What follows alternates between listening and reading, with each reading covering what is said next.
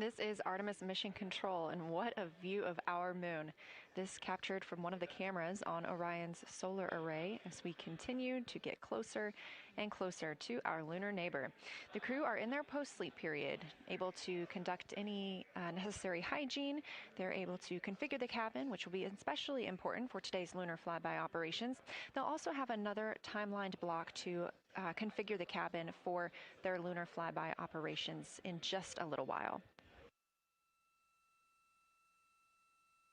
Post-sleep is also the time during which the crew has a chance to eat breakfast. And on the menu today is breakfast sausage, couscous with nuts, strawberries, tortillas, a maple top muffin, oatmeal with apples and cinnamon,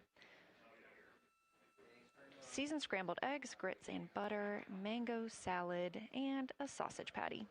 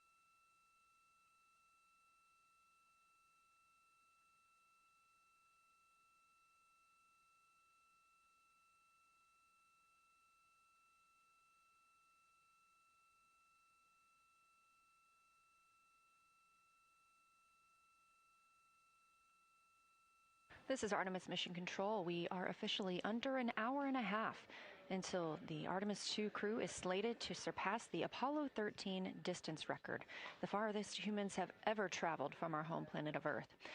The record set by Apollo 13 in 1970 stands at 248,655 statute miles.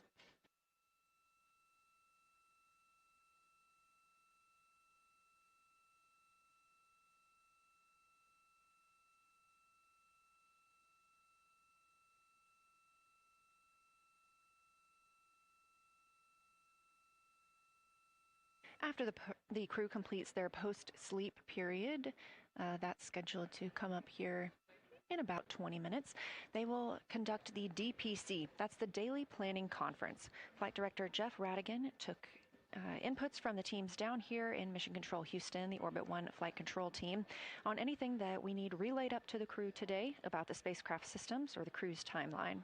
It'll also be an opportunity for the crew to ask any questions of Mission Control Houston before we get into our busy lunar flyby day.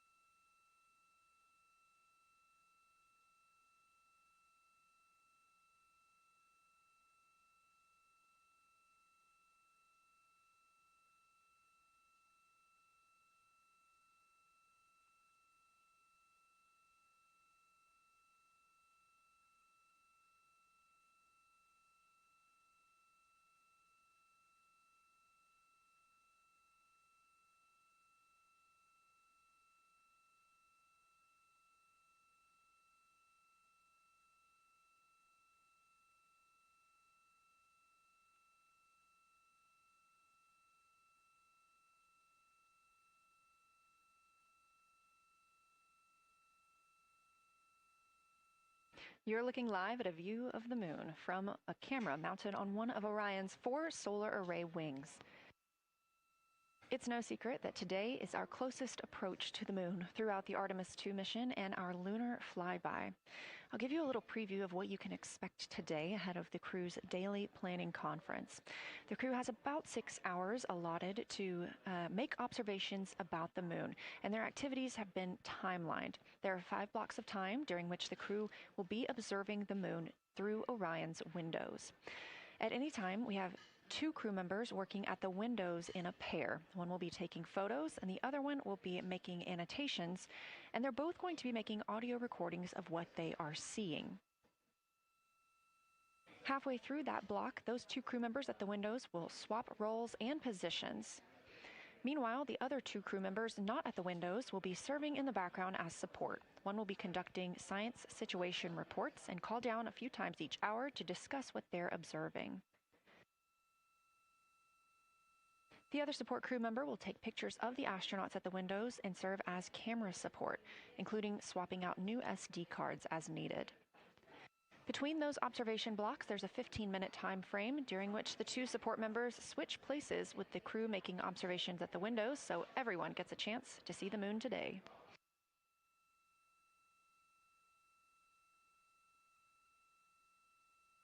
During 2 of the blocks, 2 crew members will take turns eating their midday meals. We're also looking forward to seeing an eclipse today. This crew will be the first to see an eclipse from the far side of the moon. If the past couple of days have been any indication, we expect to get great reports from the crew about what they're seeing. They've been training for this day with the science team for years.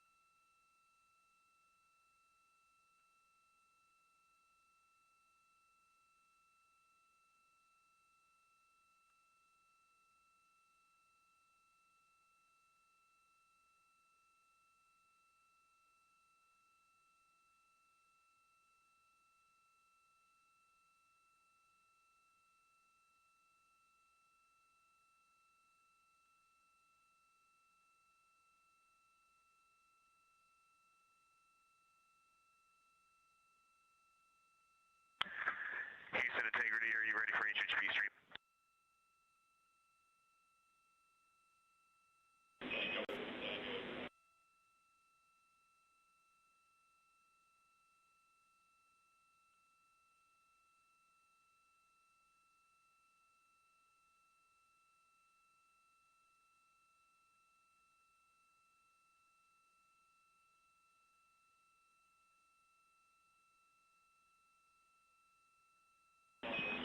Integrity, we're talking.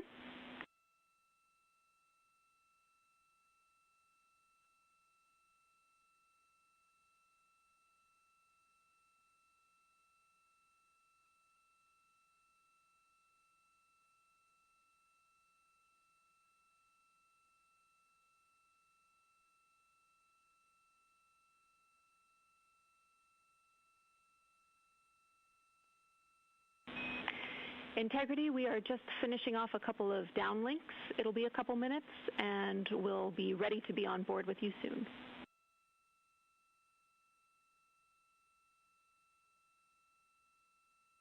Sounds good.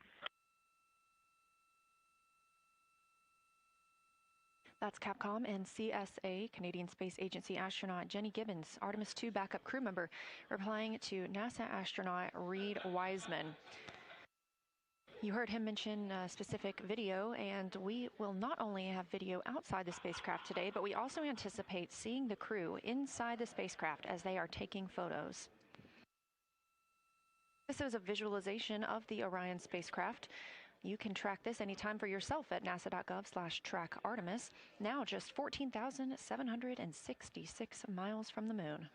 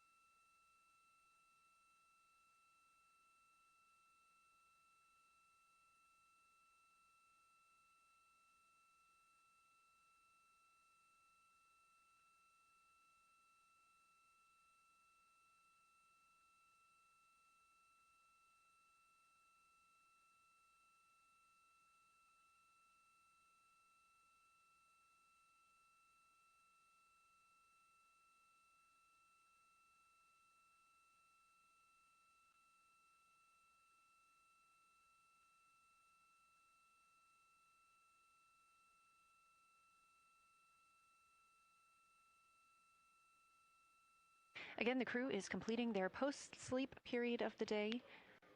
They were woken up this morning. Integrity Houston, we are go for the HHP stream when you're ready.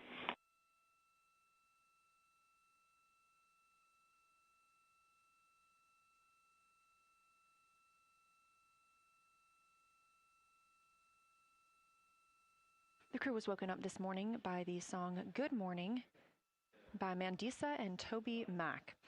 They then heard a message from Apollo astronaut Jim Lovell, recorded prior to his passing, welcoming them to his old neighborhood. We're standing by for the daily planning conference, and we look forward to seeing the crew soon. Integrity, we are on board with you.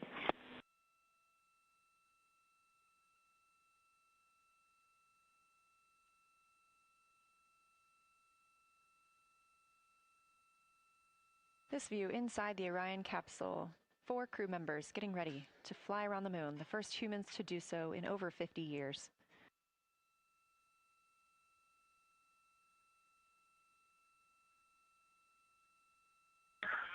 Good morning, Houston, from inside Integrity, 215,049 miles away from Earth and 12,712 miles from the moon.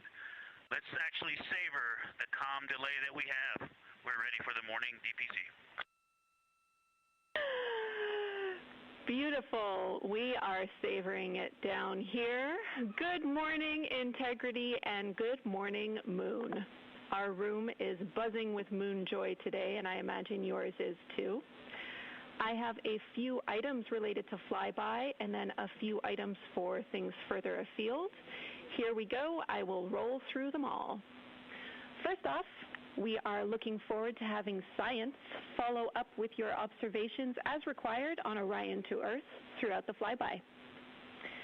Today you will pass the Apollo 13 record distance at the end of the pre-lunar flyby conference. We are planning to call you with milestone words at that point at the end of the conference, not later in the allocated PAO time on Optimus.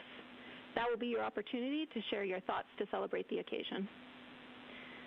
As of now, we have one more liquid toilet use left until we hit our nominal limit, and then we will talk about what to do about it more soon.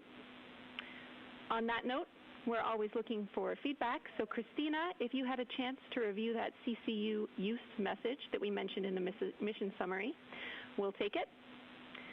And finally, we want you to know that after yesterday, the entry folks are talking about allotting additional time for entry prep, including cabin config. It's not related to today's operations, obviously, but it is going on, so you can plan for more on that tomorrow as we focus on the flyby today. That's all I have for you for now. What do you have for me?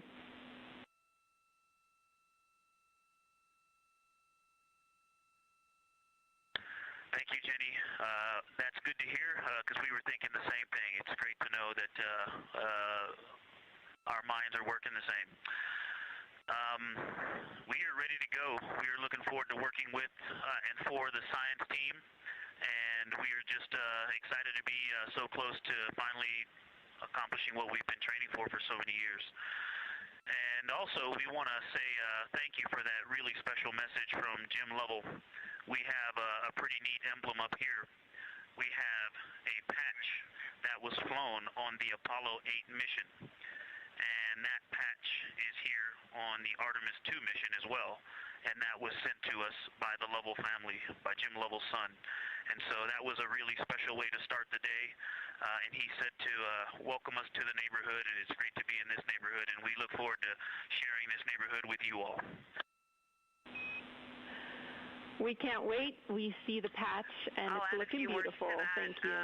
When this showed up in our office from his family, we were completely honored, and the Earthrise, which this crew is responsible for taking that photo, has been instrumental both to our crew as our ethos and values, but also just personally to myself. I had the photo up in my room as a kid, and it was part of what inspired me to keep working hard to achieve things I dreamed about. Also, we took a deep dive into the cockpit recordings around the time that picture was taken, and it turns out there was a lot of hubbub, kind of I wouldn't say fighting over cameras, but definitely everyone wanted to capture the shot, so we're happy to carry on that legacy because we often are all glued to windows and looking for cameras too. And I'll just close. I know it looks like a piece of paper in the camera there, but that is actually the original Apollo 8 patch printed on silk that they had done before they launched, and they flew that with them on their journey around the moon, and then the family handed it over to us, as I said, and it's just a real honor to have that on board with us. Let's go have a great day. We are all on board with what you told us, and to have a great day. Thank you, Integrity.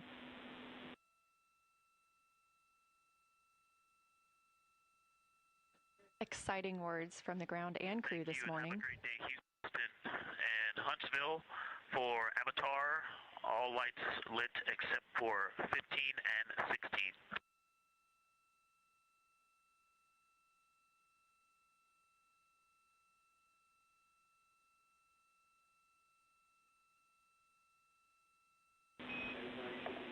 That is a good read on the Avatar LEDs. Thank you.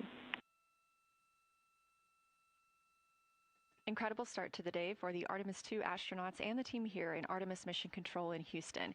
We have several streaming partners joining our coverage today, so ahead of that... One cleanup thing from yesterday, I did rediscover the unused chocolate snack from the DFDO. Remind me where to store that for ground analysis.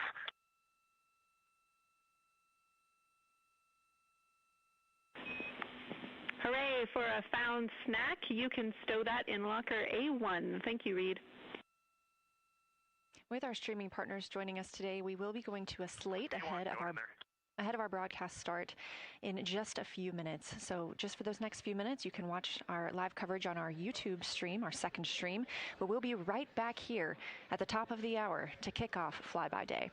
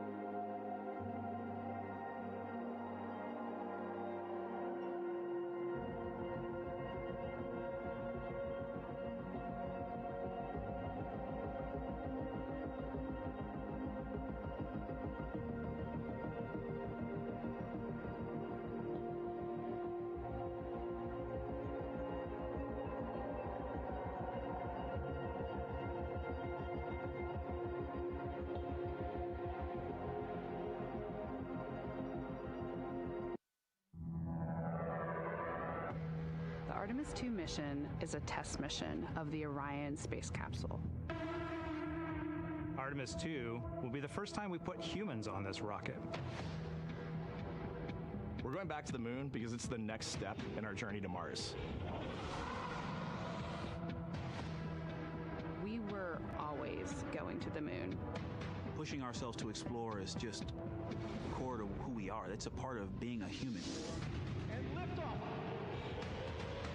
We shall return. Continuing to test out every bit of Orion. Coming back to Earth, 7 miles a second. When when humanity sets big goals. We can bring together genius from around the world. You have the best people on planet Earth putting this vehicle together. That's what's up. To innovate for the benefit of humanity and to inspire the world through discovery. And here we go.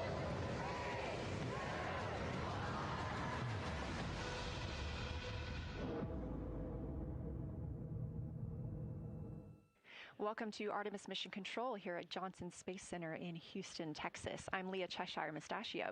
Right now, the Artemis II crew and Mission Control are preparing to support today's lunar flyby, the first time we've sent humans around the moon in over 50 years. Integrity, you can use the OEs and your HHP camera for the milestone words at the Apollo 13 record distance.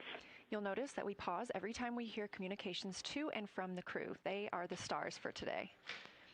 This afternoon, the crew will have their closest approach of the moon and will surpass the record. That record just mentioned of the furthest humans have ever flown, set by the Apollo 13 astronauts in 1970.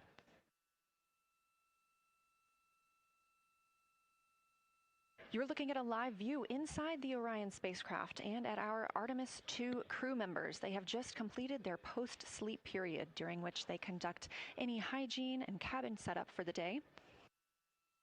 They also had a chance to eat breakfast before we got into our daily planning conference. The flight control team here in Mission Control Houston collecting information from all consoles around the room that we could relay up to the crew ahead of this monumental day. As you can see on your right, NASA astronaut Christina Cook taking a video of NASA astronaut Victor Glover. We expect to have great views of the crew throughout the day, as well as, of course, the moon.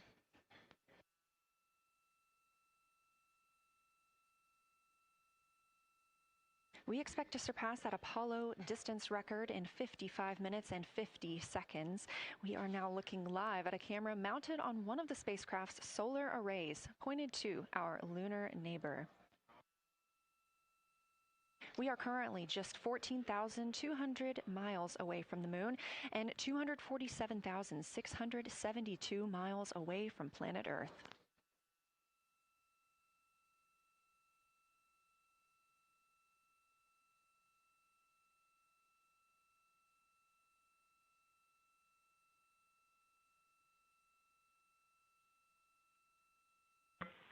Houston, integrity for AGA. Ready to copy.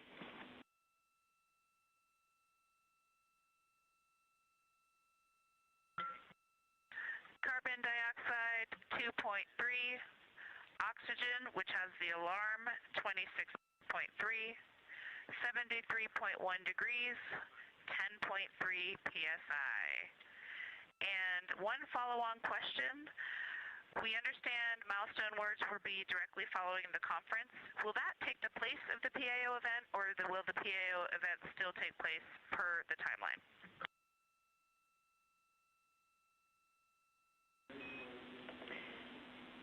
Good question, Christina.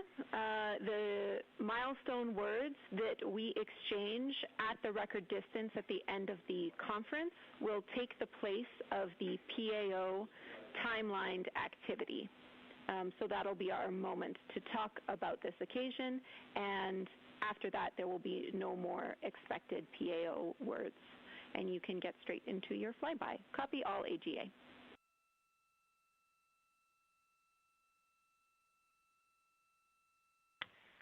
Okay, thank you. And final clarification, even though it's taking the place of it, it will all just be on OE1 with HHP camera, no additional video. Is that right? Affirm.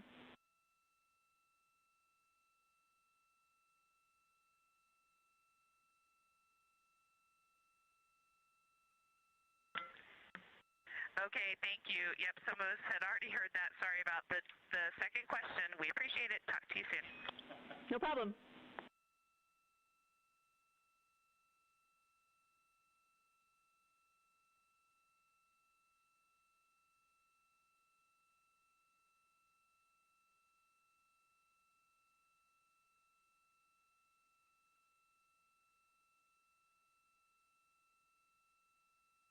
Those communications between NASA astronaut Christina Cook and Canadian Space Agency astronaut and today's Capcom, or capsule communicator, the one person here speaking with the crew right now, that is Jenny Gibbons. She is an Artemis II backup crew member here in Mission Control Houston.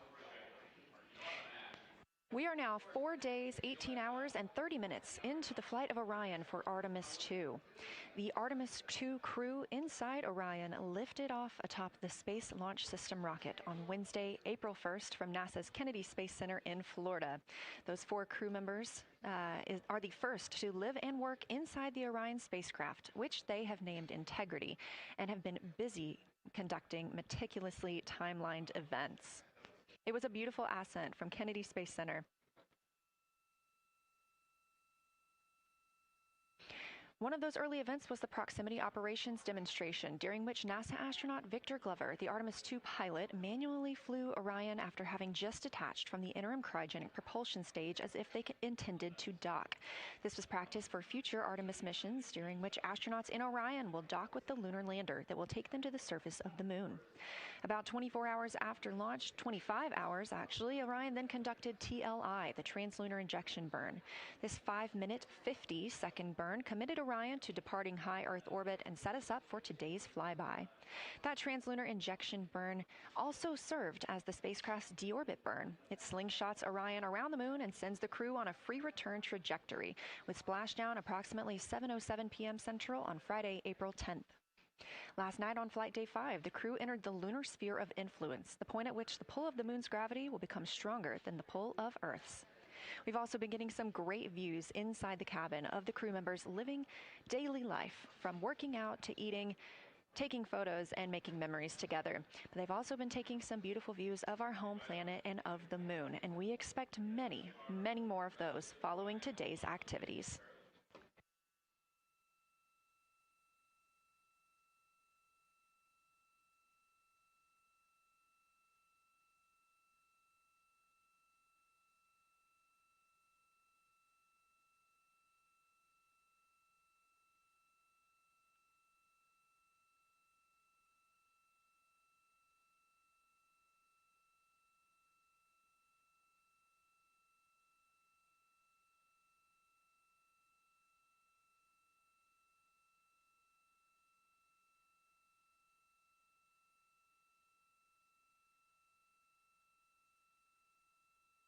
These live views back inside the cabin of Orion, but before we get into flyby, let's take a minute to get reacquainted with our crew.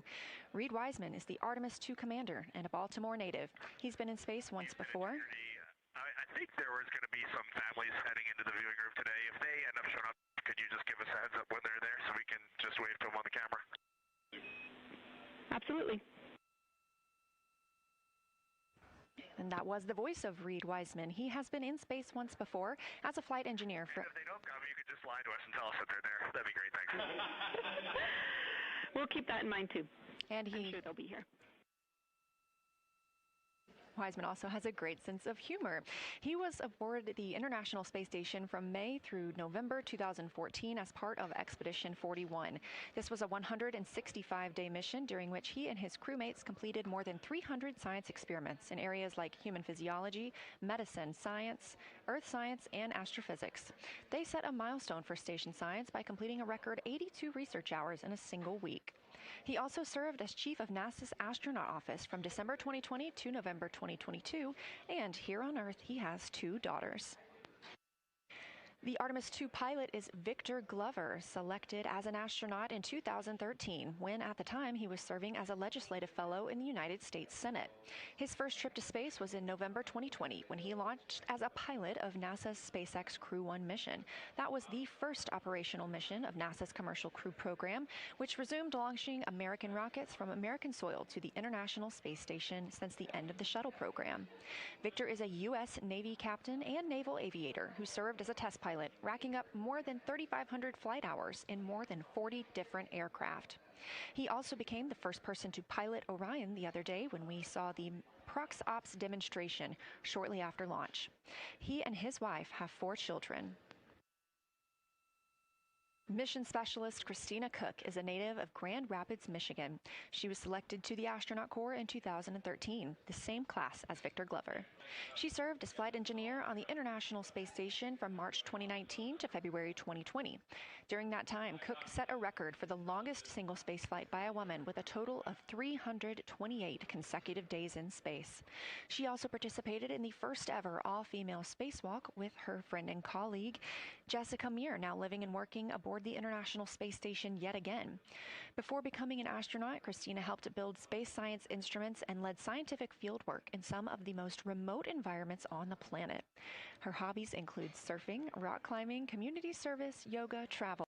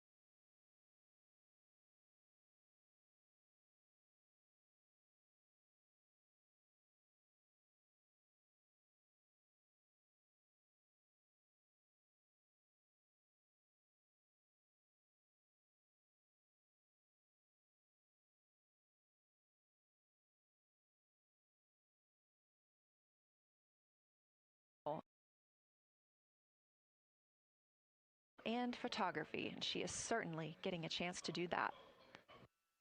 First-time flyer, Canadian Space Agency astronaut Jeremy Hansen is flying to the moon as a mission specialist on the Artemis II mission. The London, Ontario native was selected as an astronaut in 2009. After that, he worked as Capcom at NASA's Mission Control Center here in Houston.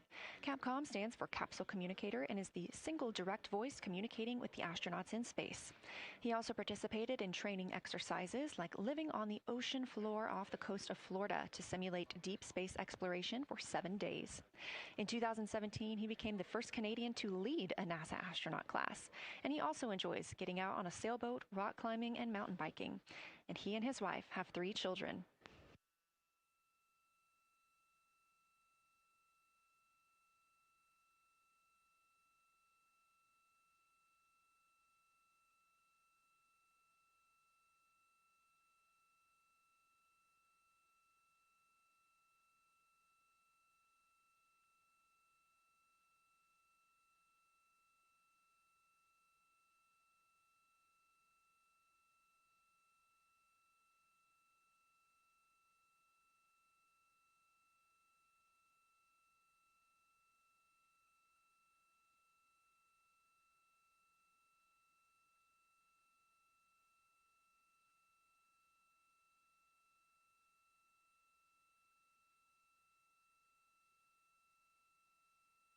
As you can see, the crew members have dimmed the cabin lights inside Orion.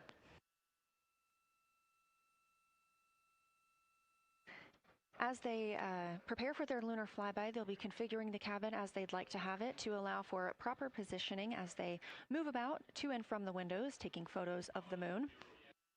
Dimming the lights also helps prevent reflections from inside Orion.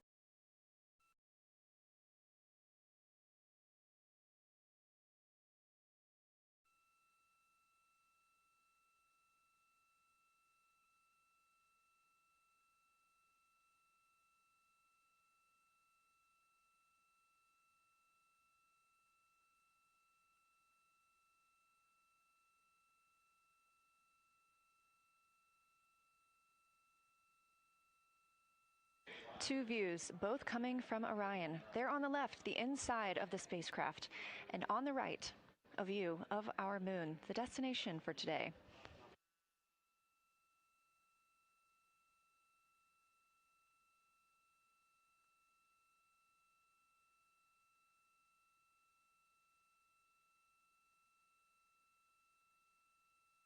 During the lunar flyby today, Orion will provide astronauts with a full disk view of the lunar surface. They'll have a higher vantage point, much farther than Apollo's lunar orbits on average. And these astronauts can observe both holes and large-scale geologic features in a single view.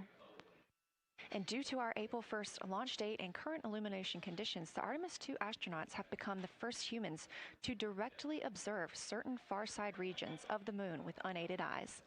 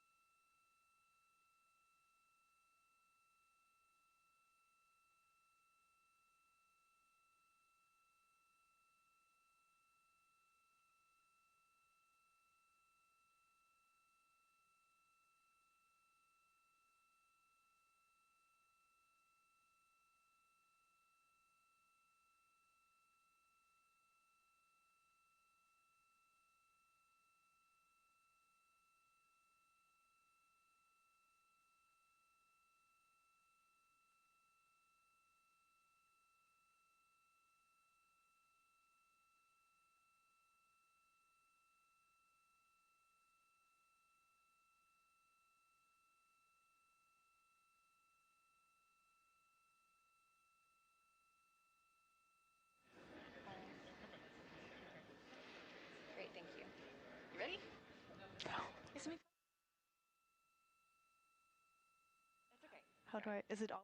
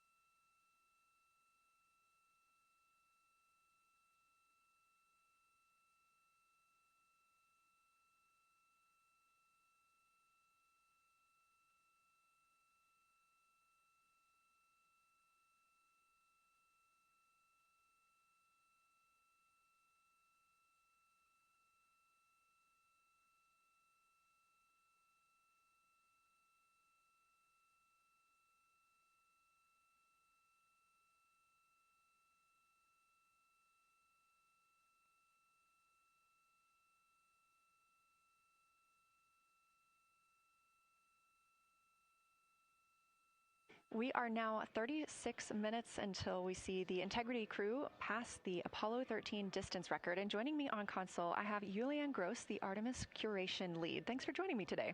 Thanks for having me. I'm very excited to be here. We're very excited to have you. So can you tell me about your role as Artemis curation lead and what that entails? Yeah, so for the overall Artemis campaign, I'm the Artemis lunar sample curation lead. That means I'm helping NASA to return the next set of lunar samples from the lunar surface. And for Artemis II specifically, I'm one of the science theme leads, and specifically I'm responsible, or the voice, for impacts, poles, and landing sites. Fascinating. So what helped us select the targets that the crew is going to be photographing today? So we had a plan coming in where we basically made a list of all the available targets during the April launch window, because before you launch, we wouldn't exactly be sure which targets would be visible. And so once we launched, we then were able to cut down on that list and prioritize our targets. And the 5 theme leads came together and really discussed and talked through which the long lens configured for lunar flyby. Which targets we could then see and prioritize. And so that made it into our plan. We worked then with timeline to make sure that all the targets are visible. Some targets are time dependent, like Earthset or Earthrise, and some targets will rotate out of view when integrity starts going around the moon. And so we put these in early so that the crew has a chance to describe those to us. Fascinating. I cannot wait to hear what they have to say. So we just heard them say that their long lens is configured. That's very exciting. And for us, when we look at the moon from Earth, what features are we seeing that the crew will also fly by today? Yeah, so I really hope that people on Earth who are in nighttime will look up into the moon tonight. The features that the crew will see that we can also currently see is Aristarchus Plateau. Grimaldi is another feature. They're going to be sort of on our limb. And then Oceanus Procellarum, that really dark, large area on the near side that we can see. The crew is going to see that in the beginning. The more they fly around, the less of that they will see. So those are targets we will hear them describe early on in the flyby. Fascinating. Well, and the crew has been training for years for this day. And so we're going to hear them make a lot of calls about what they are seeing on the moon. And they're going to use a lot of interesting terms that I myself need some brushing up on. So could you walk us through a few of the things that we'll hear them use to describe the moon, like albedo, exosphere, ejecta, just some of those major terms we expect to hear from the crew? Yeah, of course. Albedo is basically a term of a reflectiveness of the surface. And so high albedo usually for the moon means bright areas, and low albedo means like darker areas. And so when you look into the night sky, you can see the high albedo areas are the white parts and the low albedo ones are the darker areas. Ejecta is when you have an impact and it ejects or throws out material that then ends up on the surface, and you can see that as sort of rays or ray systems. So you might hear them describe, I can see for example, with its rays. It has an asymmetric rays coming out, and so we're excited to hear them describe that. You might hopefully hear stuff about color or color hues, and so if they can see any changes in those color hues from like white to gray to maybe brownish, we're excited to hear about that. Exosphere is the almost no existing atmosphere of the moon. It's barely there. But there is dust on the lunar surface that can get lofted up through electrostatic forces. And when the sun goes behind the moon, it can scatter forward on those dust particles and sort of like create a little glow on the horizon. And so we're really excited to see if the crew can actually see that. This is so exciting. Thank you so much for walking through all of that with us. Julian Gross, Artemis Curation Lead, we really appreciate you joining us here today, and good luck to your team. Thank you. I'm really excited to be here. We are now MET 4 days, 18 hours, and 49 minutes into the flight of Orion. This view of the moon from the Orion spacecraft as we get closer and closer.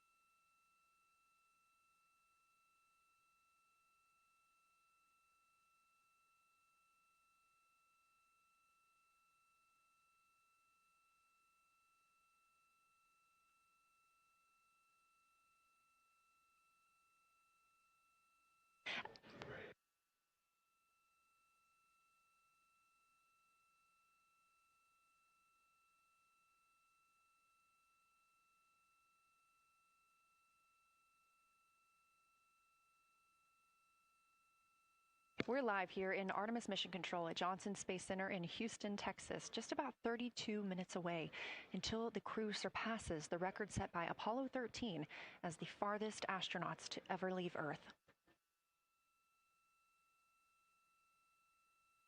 This view coming from a camera mounted on the tip of one of Orion's 4 solar arrays. Each array has a camera on its tip, and so we anticipate getting views throughout the lunar flyby. Of course, except during the point of loss of signal when the spacecraft flies behind the moon.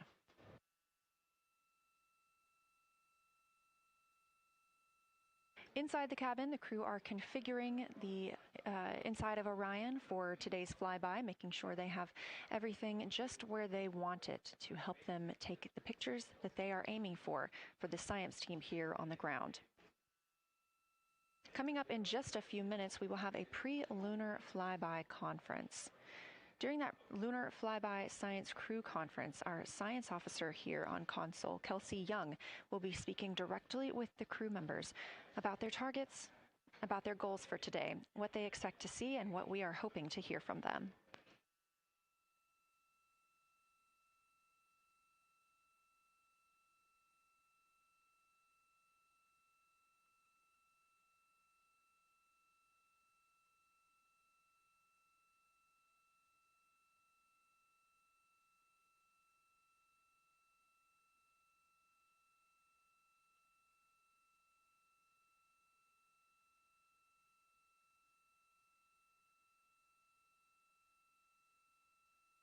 We have a lot of milestones coming up today, so make sure you don't miss them. The first coming up, again, at 1:56 p.m. Eastern Time, the crew will pass the distance from Earth record set by Apollo 13 in 1970.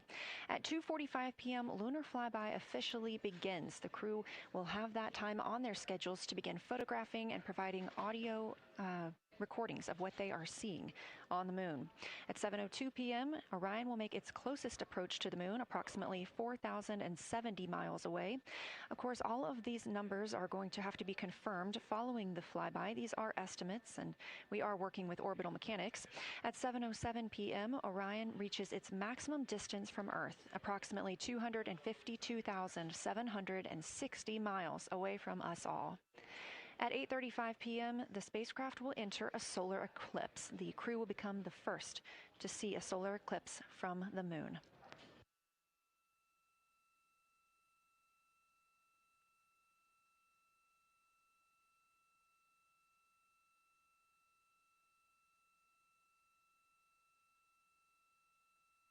Ahead of the official beginning of flyby today, Kelsey Young, Artemis Science Flight Operations Lead, will be conducting a pre-lunar flyby crew conference.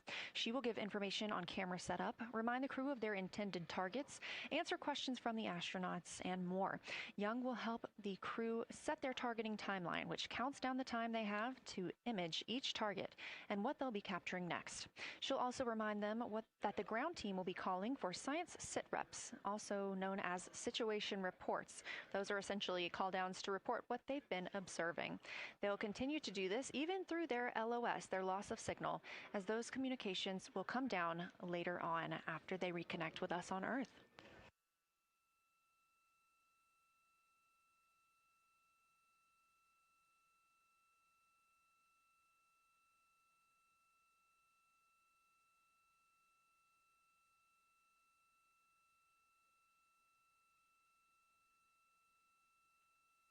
This view in the cabin, you can see the crew members are already using their cameras, getting set up, and they have dimmed the cabin lights to allow them better visibility outside of the windows and fewer reflections. Now, 28 minutes until they become the humans to travel farthest from our planet.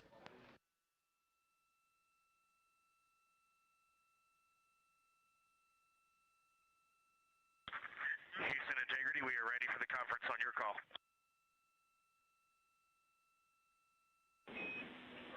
Houston is ready for the conference, passing you over to Science.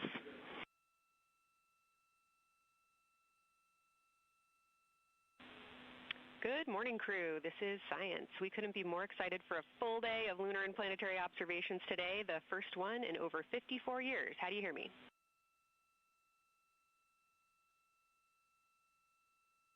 We hear you loud and clear, and Kelsey, you just got to know you're pulling us away from the moon right now, so let's go. Message received. I will keep it tight here. I did just want to start with a thank you on behalf of the Lunar Science team and the entire lunar and planetary science community, of which you are absolutely a part, for what you've already done in this mission and what you're going to do today to inspire the next generation of scientists. I have to say Moonjoy is the new term that's already become our team's new motto, so thanks for that. In this conference, we'll cover hardware and config reminders, and then I'll just briefly, as you said, cover today's science plan. I'm assuming you already have your LTPs up. Confirm that, and I'll jump quickly into the cabin config reminders.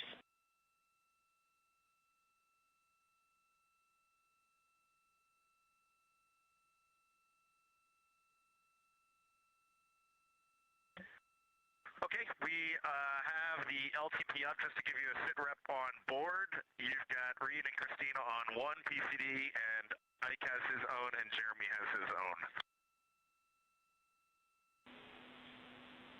Copy that. That was going to be one of my questions for you, and I'll ask a question back. Is that the config that you and Christina plan to carry throughout the day for PCD use?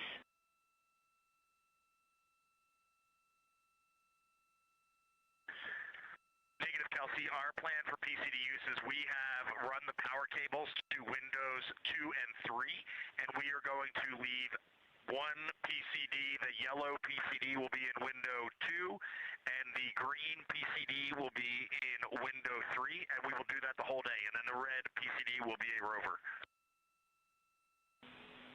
Understood. Super helpful. Recommend when you guys switch in and out of PCDs to add your initials to your OneNote annotations, just so we can keep track of whose is who. And then given that you have 3 PCDs instead of 4, for the data transfer at the end of the day, recommend making a new subdirectory entitled For Science for your own photos, or with your initials, that we can keep track of which pictures came from which flashcards.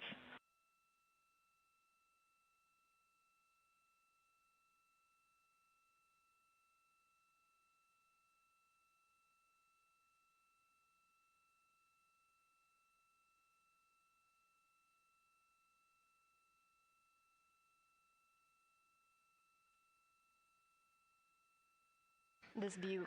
So, Kelsey, I just want to here's what we're doing. We have community cards in all cameras on board, and then when each astronaut approaches their camera, the intent is they will put their card into that camera for photos and then put the community card back in at the end of the session.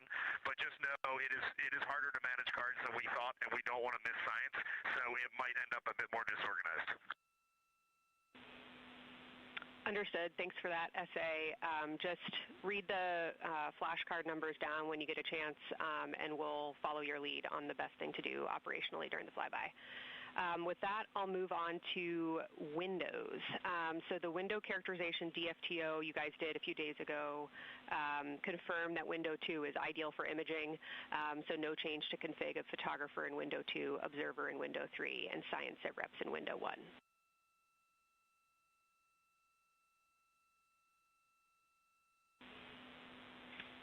Coming up on a handover. Be back. Hang on, Kelsey. The way we have it configured, tell us if this is going to be wrong. Window 2 is the long lens with a shroud. Window. As you heard, Science Officer called to the crew. We are now in a handover time period. We will regain communications with the crew very shortly. These are tracked, and we are currently on the Deep Space Network. This is the first time humans have used the Deep Space Network in over 50 years, given that we currently use the tracking data relay satellite systems for the International Space Station.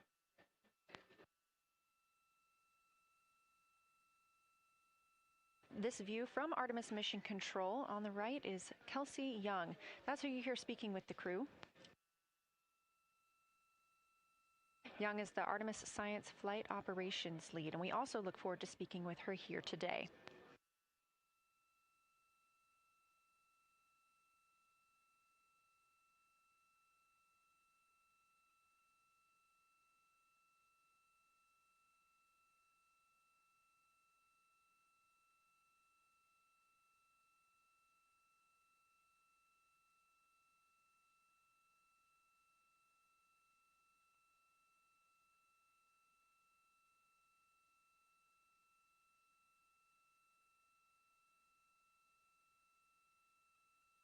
Again, we are just about 22 minutes until we reach the Apollo record. We are in a handover of satellites with the crew aboard Orion. The T-shirt shroud for the Z9 and solar, and then window 3 will be for visual observations, and window 4 is for floater. And thanks, Integrity, for that. Reed, we had a handover during that time, so I'm going to have to ask you to give that read back on window orientation for the crew again.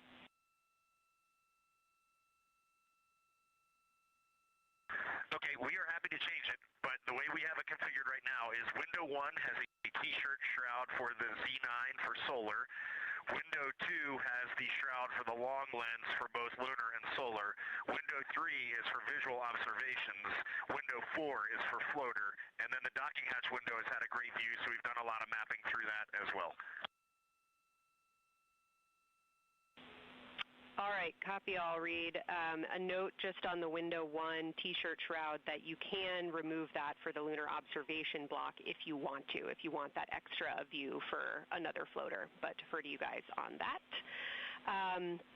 You are go to use the full 400 millimeter zoom on the long lens, but where possible, try to keep the end of the lens flush with the window to prevent imaging through the multiple window panes at an angle. And if you have to take an image at an angle, recommend you limit the max focal length to 200 millimeters or simply acquire the images at multiple focal lengths. Last imaging update as a result of the DFTO is that if you can take the images out of the left side of window 2 where possible, that is the best half the window. Understand that might not be possible with the shroud. Any other imaging questions from you?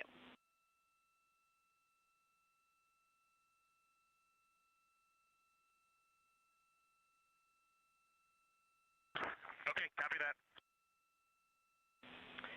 Okay, last couple reminders. Don't forget the ability to take the WAV files to tag imagery that you are wanting to follow up on using the FN3 button on your camera. And then a couple quick notes on your LTP. We have refined your precise flyby timing since generating the LTP. Optimus has the correct timing for the LOS and AOS, but the LTP identifiers for LOS and AOS are roughly 2 minutes later than they will be in reality. Final LTP timing update is that the green line on your LTP should start automatically 45 minutes before the flyby. If it doesn't appear, let me know and I'll have troubleshooting steps for you. Last updates are on the eclipse, so only for that last hour today. Of course, remember if the sun is in view to use your eclipse glasses. And reminder that we will have a few activities for you prior to the eclipse to reconfigure all 3 cameras for corona and deep sky observations. These activities, some of which will occur during the forward link LOS, so we wanted to flag it for you now. Any questions before I cover the last 2 reminders?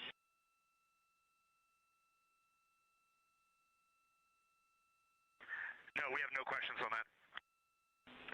Last couple eclipse reminders, the sunset period and the first roughly 23 minutes of the eclipse will fall during that forward link LOS, but we'll still have a return link, and we're still looking forward to your science sit reps and observations during that time. And I do have a reminder for you on your preferred starting config for the eclipse in terms of role responsibility. Let me know if you want me to read that up or if you guys have that in your minds already.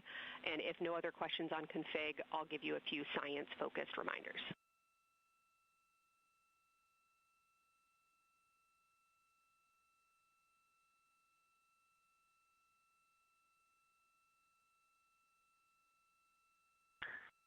Give us a quick high level, but we see it in Optimus, and I think we got it squared away. But give us your quick Kelsey high level.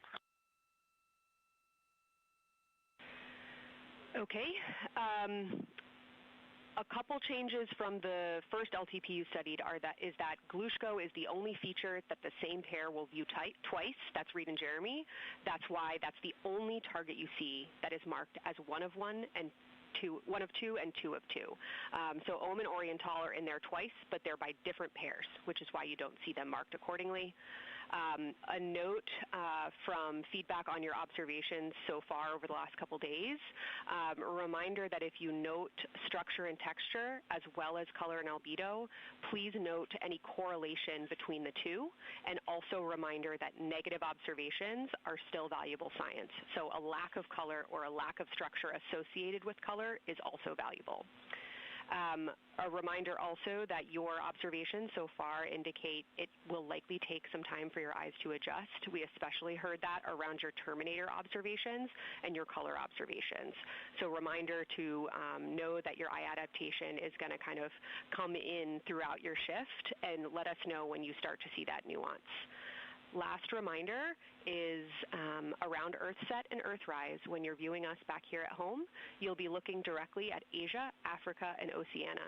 So I'm sure people watching from those places here on Earth will want to give you all a wave as you take their picture. Any other questions for me?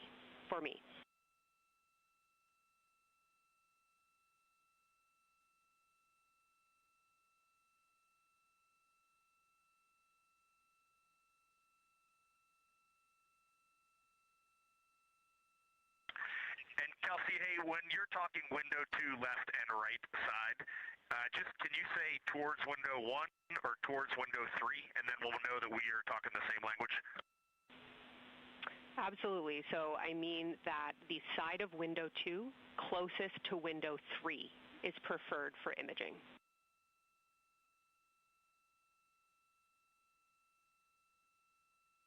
Okay, the side of window 2 closest to window 3 is preferred for recording. Stand by, we'll talk to the crew.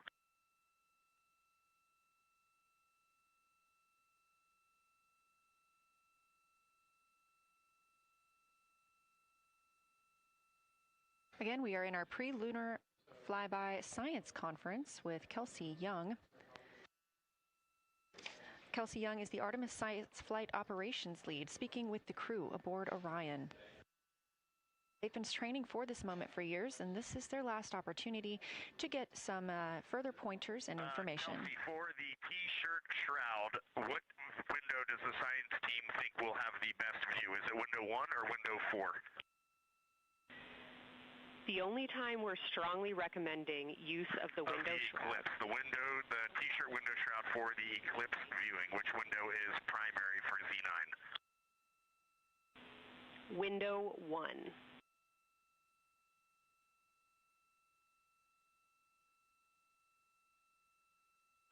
Okay, awesome. So we have got that all set up. And just to be 100% sure, window 1 is the most port window by the food warmer. Window 2 is right in front of seat 1. Window 3 is right in front of seat 2. And window 4 is on the starboard side by the side hatch. Do you agree with all that? We agree on the ground. Good readback.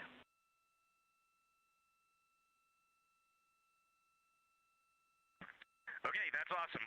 Kelsey, we're going to close with happy words. It's just incredible. I wish you were up here to see all the smiling faces, to hear all these terminologies being thrown around, and we are just fired up to get started on this day. Let me pass the mic around if anybody has anything to add. Kelsey, it's so great to hear your voice on the loops. I just want to channel everything that you guys are probably feeling right through my eyes and heart.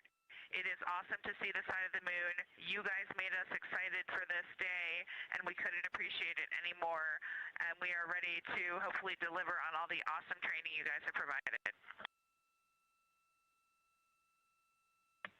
I'll just add, Kelsey, it is blowing my mind what you can see with the naked eye on the moon right now. It's just unbelievable.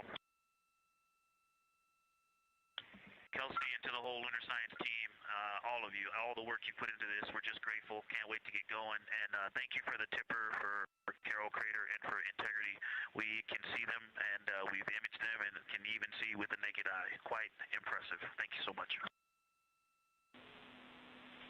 Beautiful words, you guys. Thanks so much. And I got video of the science team right now, and they are all absolutely buzzing. Looking forward to today.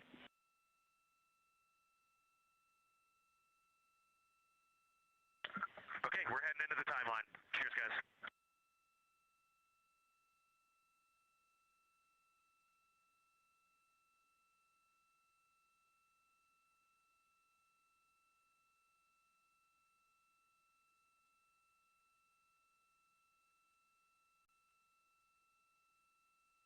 of the Pre-Lunar Flyby Science Conference with Dr. Kelsey Young. Young has served as the Artemis Science Flight Operations Lead, getting the crew ready. And we're live in Artemis Mission Control in Houston, but we are not the only room monitoring today's flyby. As you heard Young mention, in this same building and just down the hall, a multidisciplinary lunar science team supports the Artemis II crew in real time, including experts in lunar geology, impact cratering, volcanism, polar science, imaging, and visualization. There are two integrated facilities, and the first is the SIR, which is what you have right here. That's the Science Evaluation Room. They are embedded within Mission Control to provide science input during live operations like what we see today.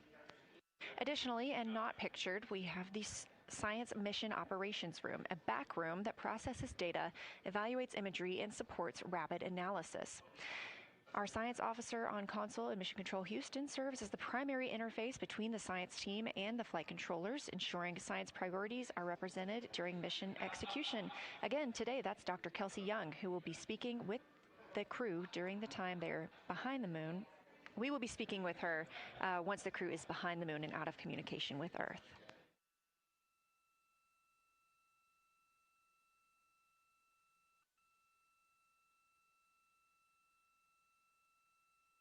Back inside the Orion spacecraft on your left, closest to the camera, NASA astronaut Christina Cook. To her left, NASA astronaut Reid Wiseman. To his left, Canadian Space Agency astronaut Jeremy Hansen. And all the way in the back, NASA astronaut Victor Glover, our Artemis II crew.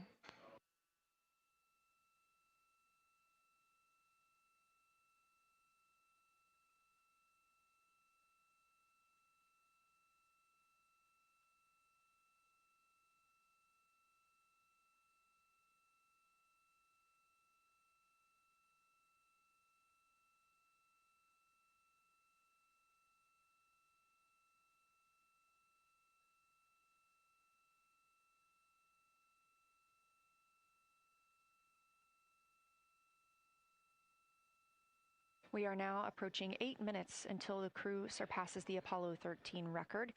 Currently 12,599 miles away from the moon, 248,507 miles away from Earth.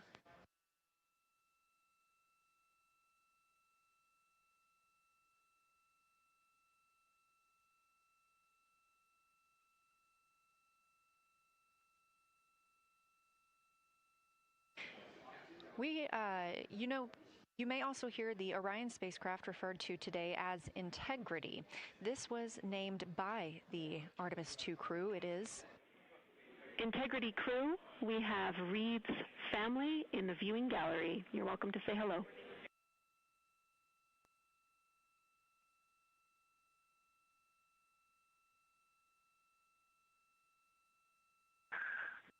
Well, whether you're being serious or you're kidding around, that is awesome to hear. Thanks, Jenny. And hello to Ellie and Katie. I don't know who else is there, but it's great to know that you're in mission control right now, following along. We are having a blast up here, and the view of the moon is absolutely amazing.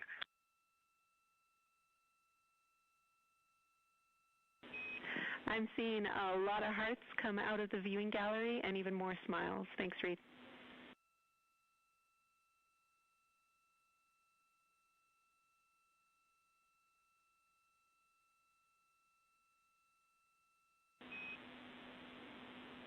Copy heart, copy bracelet.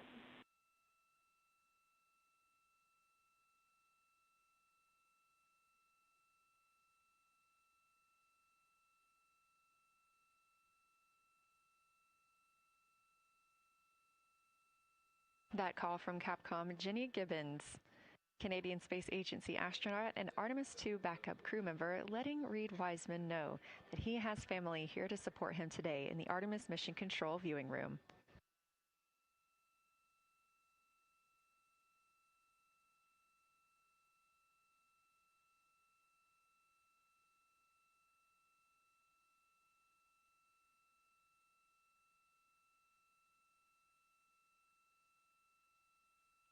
As I was mentioning, we have the Orion spacecraft flying today.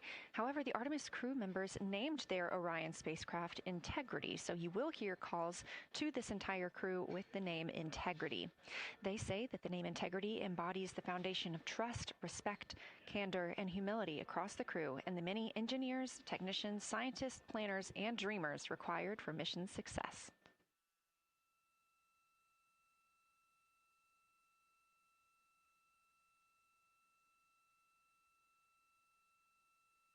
This view live from the outside of Orion as we continue. Preparing for our lunar flyby, now less than 5 minutes from surpassing the record set by Apollo 13 astronauts for the farthest humans to travel from Earth. This will not be the farthest that Integrity travels today. They will continue until they reach approximately a distance of 252,760 miles. That would be about 4,105 miles farther than Apollo 13. However, these numbers are our targets, and we will get confirmation on those numbers as soon as we possibly can and share them with you all.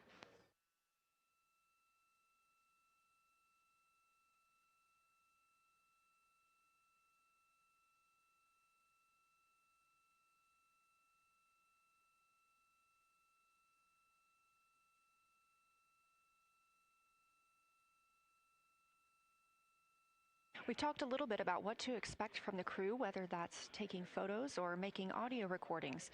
To get a little more detailed, Reed Wiseman and Jeremy Hansen will be up first to capture imagery and record audio on the portable computing devices. You hear those referred to as PCDs, while Victor and Christina serve as the support members. The crew will switch windows and roles halfway through their shift, and 1 hour and 5 minutes later, Victor Glover and Christina Cook will be the next crew members at windows 2 and 3 to take photos and make annotations, while Reed and Jeremy take on those support roles. There are 5 viewing blocks, and the crew will swap out with each one. During 2 of the blocks, the 2 support members will also be able to enjoy their midday meal.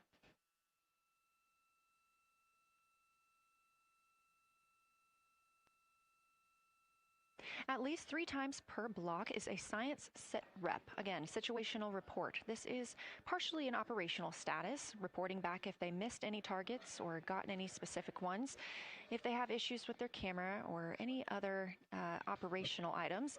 The other part is an actual description of the moon. This task is done by one of the support team astronauts, so that's not the crew currently taking photos or making annotations, but they do have windows 1 and 4 that they can float up and provide that information from. If you watch the entirety of the flyby, you'll also notice the crew will be photographing some targets multiple times to get observations in different lighting conditions. This is due to Orion changing their location throughout the flyby.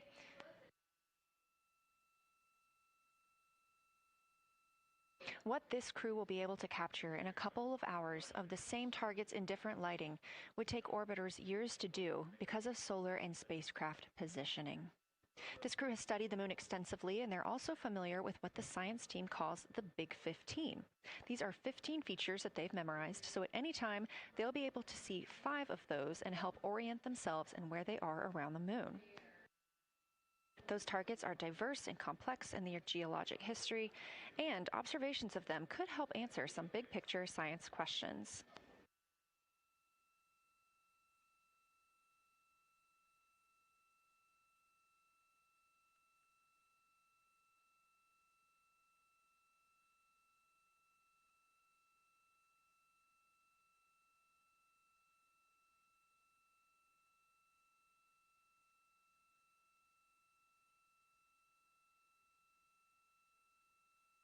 If you've been following the mission, you can see that the configuration of the cabin is a little bit different than what it looked like on launch day.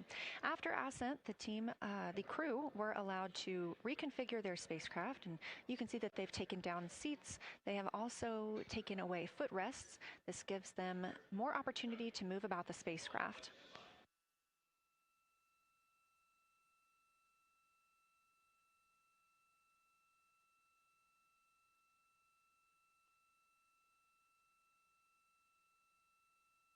Orion itself has 330 cubic feet of habitable volume. That's about the size of 2 minivans and is 60% more cubic volume than the Apollo spacecraft. We are standing by for the Integrity crew aboard Orion to surpass the Apollo 13 record.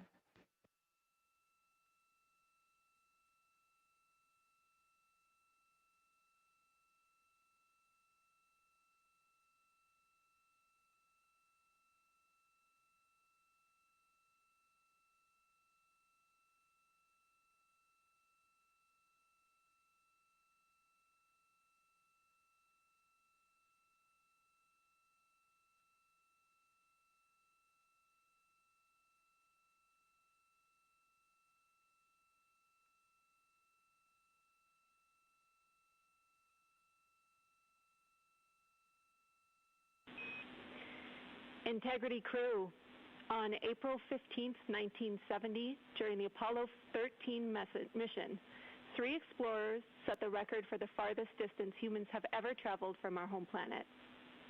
At that time, over 55 years ago, Lovell, Swigert, and Hayes flew 248,655 statute miles away from Earth.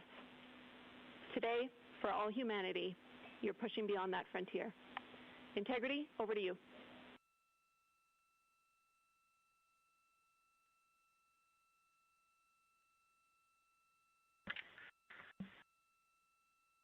Yeah, from the cabin of Integrity here as we surpass the furthest distance humans have ever traveled from planet Earth.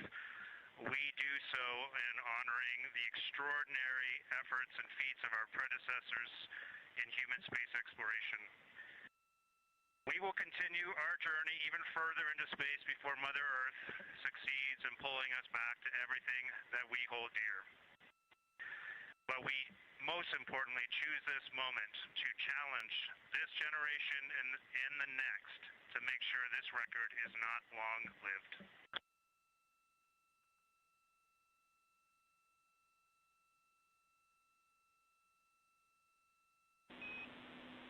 Thank you, Integrity, and congratulations to you and the rest of the Artemis II team.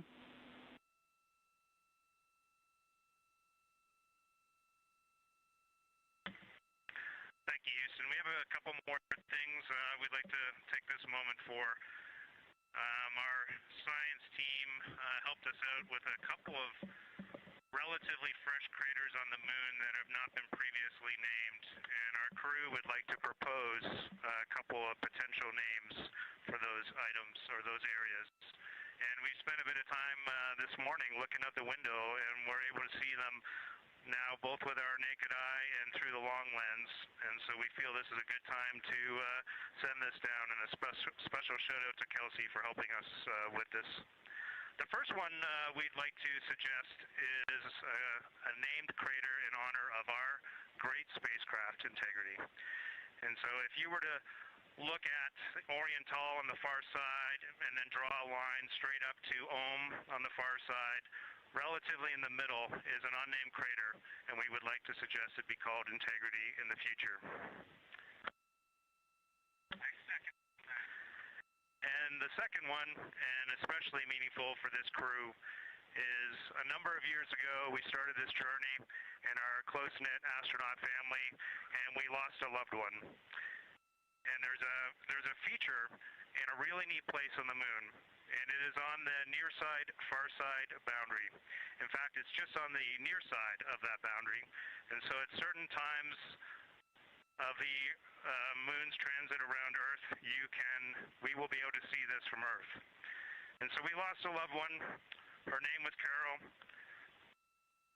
the spouse of Reed, the mother of Katie and Ellie. And if you want to find this one, you look at Glushko, and it's just to the northwest of that, at the same latitude as Ohm, and it's a bright spot on the moon. And we would like to call it Carol, and you spell that C-A-R-R-O-L-L.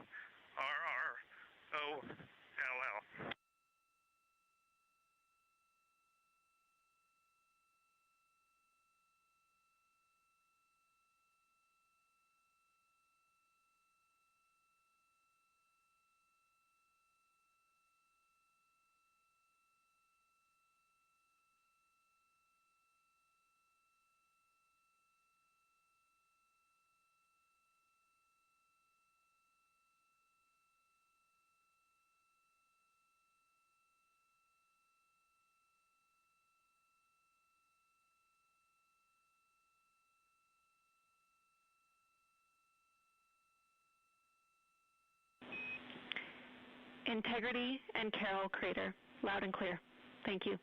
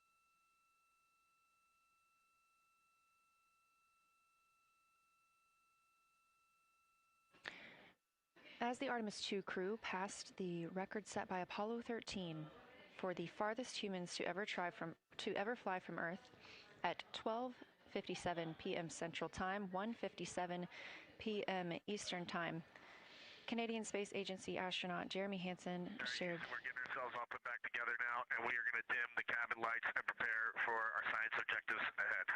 Thank you. Sounds good. We're doing the same down here, and you're maneuvering to your observation attitude.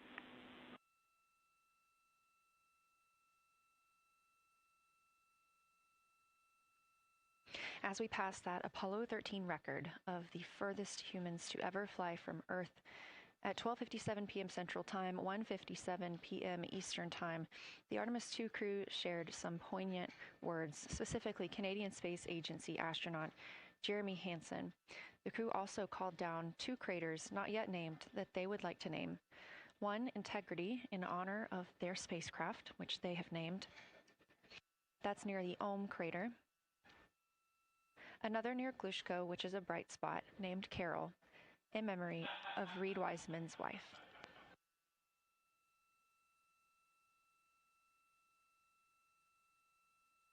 There was a moment of silence here in Mission Control Houston. And now the team and the Artemis II crew are ready to begin their lunar flyby.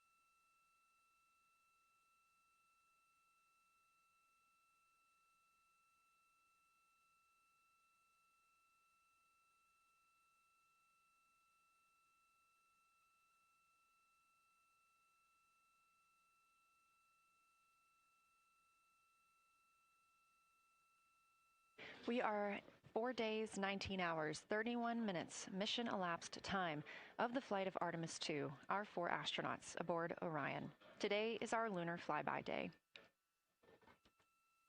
The spacecraft is currently about 12,000 miles away from the moon, and you can keep up with the distance from Orion to the moon and Earth by visiting nasa.gov/trackartemis, or you can just stay with us here because we're going to be telling you throughout the day.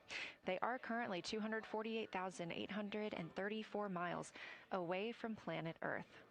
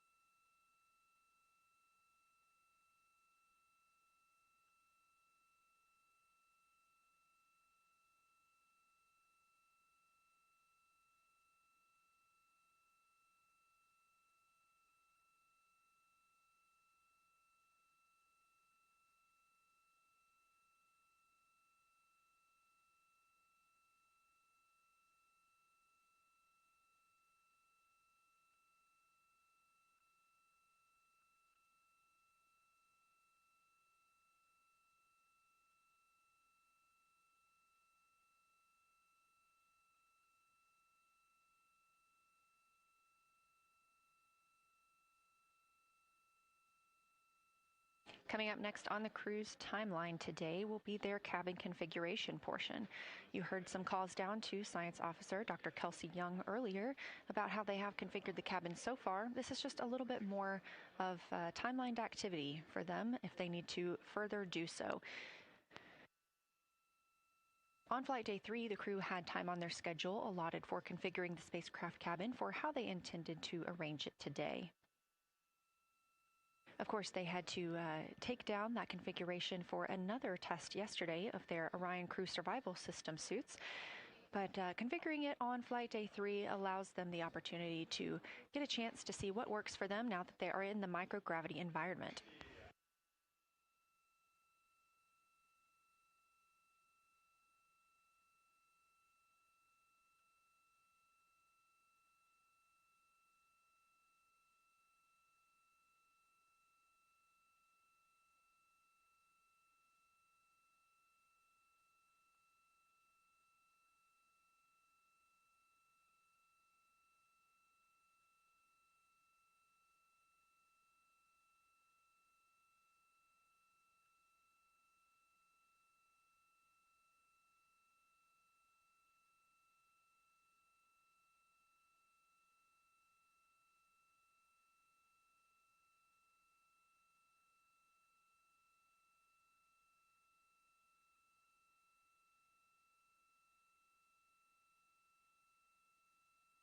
Again, the crew is about to begin their cabin configuration portion of their timeline, though they have been working that already, as well as potentially during their post-sleep period this morning.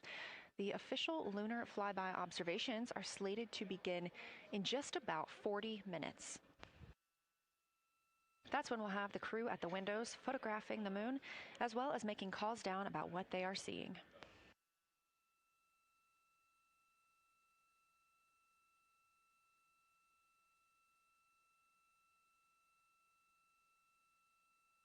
Again, we are live here in Artemis Mission Control for the duration of the flyby.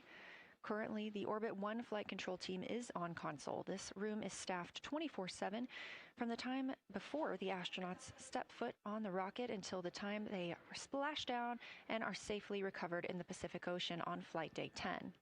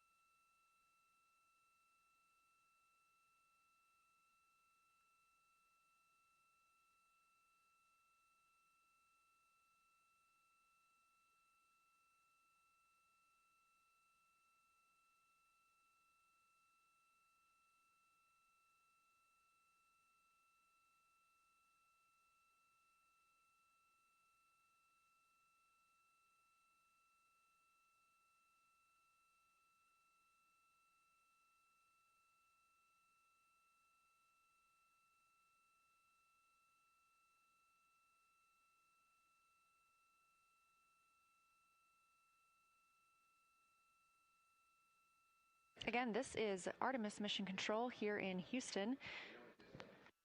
We are now 11,777 miles away from the moon. We did pass the Apollo 13 record of farthest humans away from Earth at 12:57 p.m. Central Time, 1:57 p.m. Eastern Time. That distance, 248,655 statute miles from the Earth, continuing to be exceeded by the crew. They will reach their farthest distance from the Earth around 6:07 p.m. Central Time. At that time, they will be in an LOS, or a loss of signal, with us on Earth, as they'll be flying behind the moon.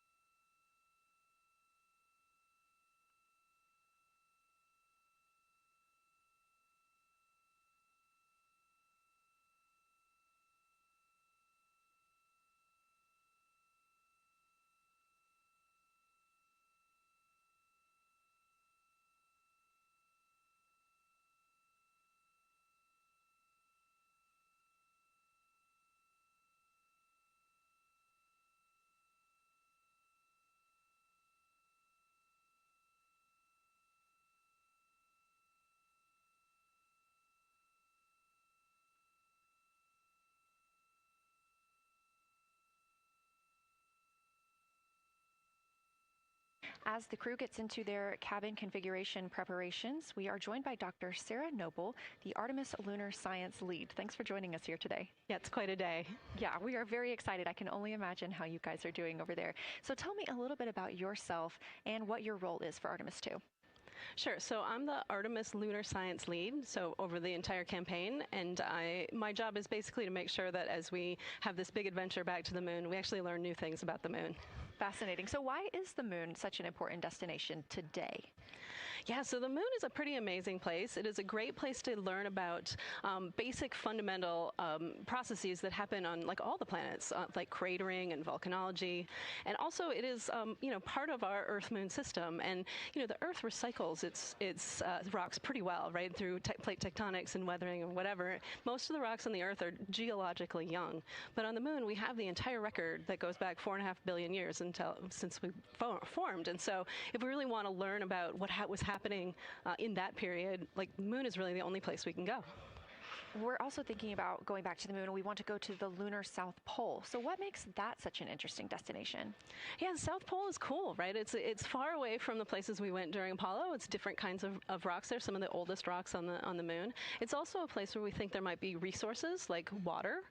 There are craters that really never can see the sun because of the low sun angles there, and they get very cold. And we think that water and other things can build up in those craters, and so we're very interested to see what that might do for us. I'm very interested as well. So for some of our viewers who might be new to this, what does lunar science look like during an Artemis mission? Yeah, it's pretty exciting for us as we have sort of built this from scratch to try to understand how we can best use the crew to support our science. And so, we've developed a system. We've got a team in place. We've got a back room here in this building called the SIR, the Science Evaluation Room. And there's in fact a back room to that back room over in another building here at Johnson Space Center where we've got our teams of scientists working really hard. They're actually speaking to this room through our science officer. This is now the first time we've ever had a science officer in flight control room. So we're pretty excited about that. So we have a really voice out and up to the crew. I know, it's been so exciting to hear Dr. Kelsey Young speaking directly with the crew today, now so close to the moon. And we have a live view here of the science operation, or the science evaluation room. So this is where the majority of your team is today, is that right? Yeah, that's right. This is a big chunk of our scientists. You can see them in there now working hard, trying to get ready for the day. And then again, there's a second room where we have a lot of our data folks, where the data will first come down and they'll sort of sift through the data and get it ready for this team to take. What's the mood like right now in the SIR? It is, I would say, giddy. I think we've worked very hard for this. They have done simulation after simulation. They have worked really hard over the last couple of years to get ready for this moment, and I think everybody's just really excited to see. Even already we've had some descriptions from the crew coming down, and it's so great to see their joy and our joy, our love for the moon come through. Yes, we are in for a real treat today if it's been anything like their observations the past couple of days. So how are the lunar science teams using this test flight to prepare for future missions to the moon? Yeah, absolutely. This is the way that we are building our foundation for the future, from everything from, how do you train a crew to be a geologist, right? And so, working through that, getting them classroom training, field training, building the science team, building these physical rooms that we are in, designing the software that the teams are using, and then, figuring out what happens to that data. They're going to take this data and it's going to come down, and how do we get it out to not only our team, but out to the world and the rest of the science community? Yeah, that's a great point, because when you hear these crew members talk, you would never know that they're not geologists. Your team has trained them so well. They have been very good students. Who can blame them? It's a pretty great topic. One more question for you. How does the science that we're doing on Artemis help support long-term exploration and including our sustained presence on the moon? Yeah, you know what? We have a saying in the Science Mission Directorate that science enables exploration and exploration enables science, right? So you need the scientists, because we are the ones who are the experts in, landing site and doing analysis of landing site and making sure we can find a good place to land, to understanding the properties of the soil so we can, design our systems to manage that, understanding the radiation environment, keeping our astronauts safe, all of these things, right? But, in return, you provide us with opportunities where now we're going to be able to collect this data and collect samples and deploy our instruments and all of that. So it's a symbiotic relationship. That makes perfect sense. Well, Dr. Sarah Noble, Artemis Lunar Science Lead, thank you so much for joining us here today. Best of luck to you and your team, and I hope that you get to enjoy today too. Thank you so much. We are now getting closer and closer to our lunar neighbor. This live view coming from the Orion spacecraft and a camera mounted on one of its solar array wings.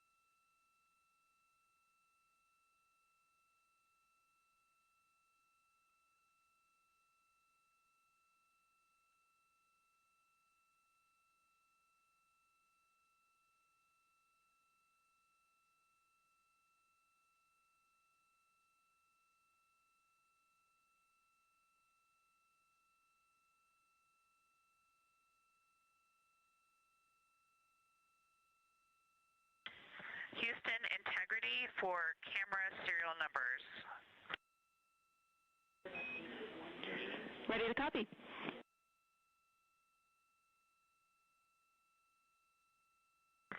Hey Jenny, these are card numbers for the various positions.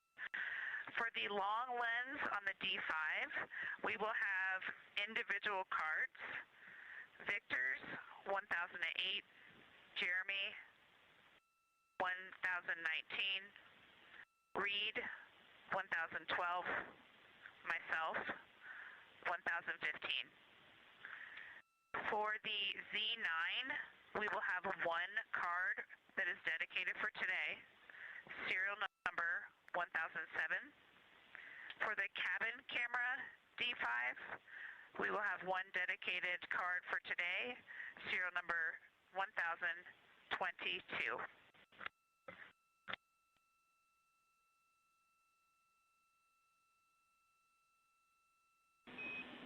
All right, Christina, we copy all. Thank you.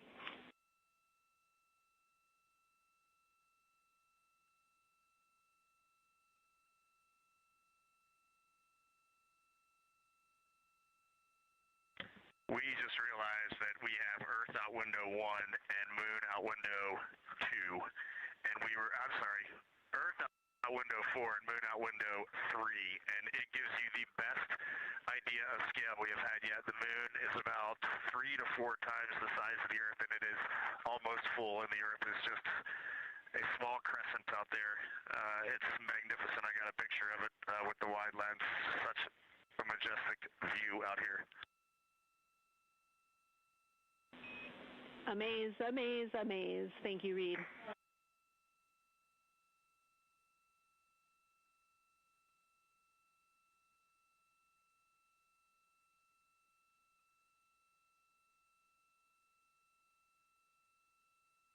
Those are some of the communications we're excited most about today. Commander Reed Wiseman calling down their view right now, obviously a little bit different than what we can see from the solar array camera.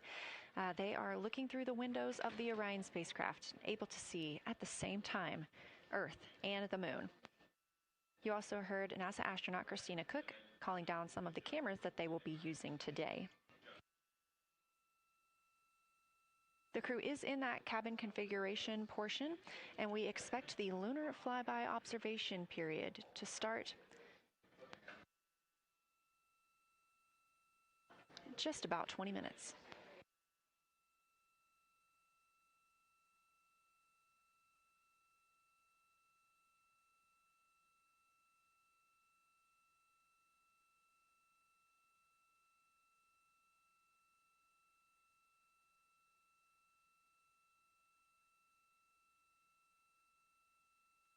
Checking in on Orion's distance and speed, they are currently traveling 1,071 miles per hour, 249,159 miles away from Earth, 11,293 miles away from the Moon, and continuing to grow closer. At closest approach to the Moon today, the spacecraft will be just about 4,070 miles away from the lunar surface. This will be during our loss of signal with the crew as they travel behind the Moon, and we will await their return to get the official number for you for how close they come to our lunar neighbor.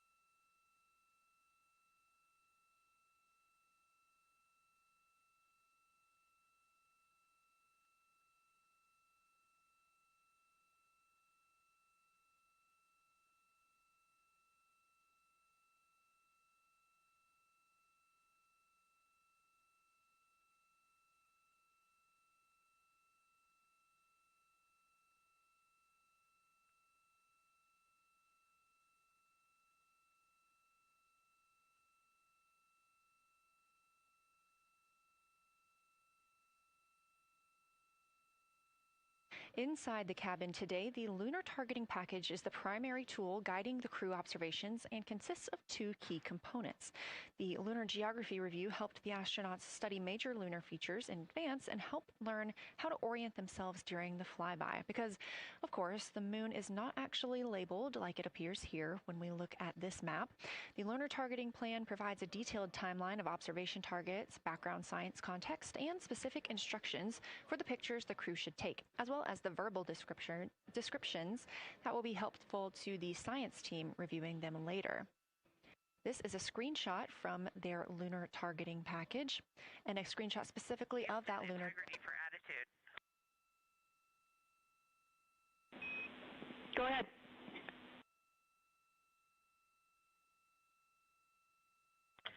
Hey, Jenny. Understanding we are in final attitude now for the lunar flyby.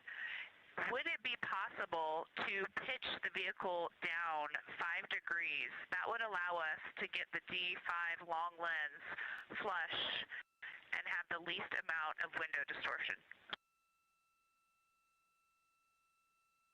We're checking. That call from Christina Cook, NASA astronaut and mission specialist on Artemis II. Copy. The Orion spacecraft is positioned in a specific attitude to allow the crew to best see the moon outside of their windows today for this imaging opportunity. That call was a request for a potential attitude shift just slightly, another 5 degrees, to give them a better view and to give them a better opportunity to use their long lens camera. They'll also be using that lunar targeting package we were discussing. I am following along with that real time, so I'll be able to share with you exactly what targets the crew is looking at and when. They also trained with a lunar science passport. It's a little reference guide used on Earth to reinforce recognition of key lunar features. It is not on the flight, but it was a significant study tool for the crew to get them ready for launch. The apparent size of the moon will change throughout the flyby, and it'll appear roughly like a basketball held at arm's length at the crew's closest approach. That reinforces the need for careful planning and practiced observation techniques.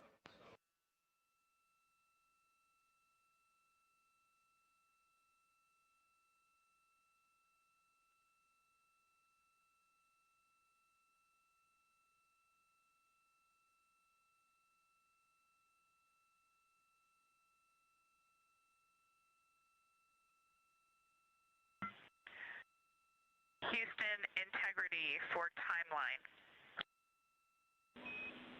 Go ahead.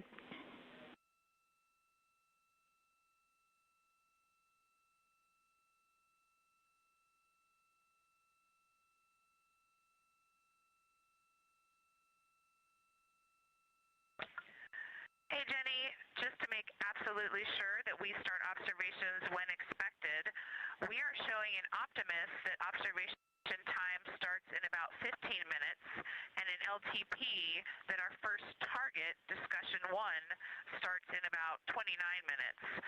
Can you confirm you'd like us to start discussion 1 in 29 minutes at 1900 GMT?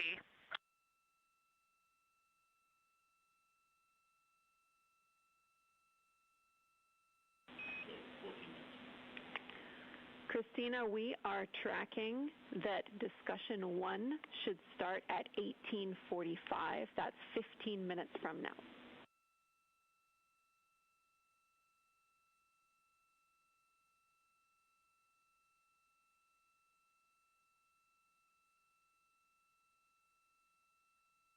Okay, copy all. It may be a granularity issue with LTP, but understand that we start that observation in 15 minutes, and I bet when we get there, the green line in LTP will match the start of the white band for discussion 1.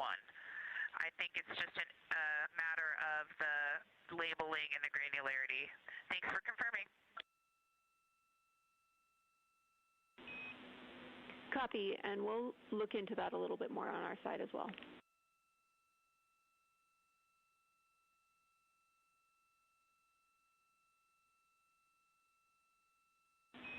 Christina, can you verify for us that your green line is moving on the timeline page of your LTP?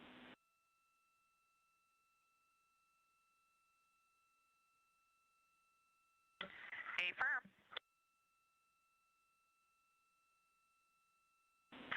Jenny, I do think we're good. Looking closer, I see the labels are just not aligned with start or end times of the white visible bands. It fully makes sense now, so I think we are all set. We'll look forward to starting some observations in about 13 minutes. Copy. Thanks, Christina.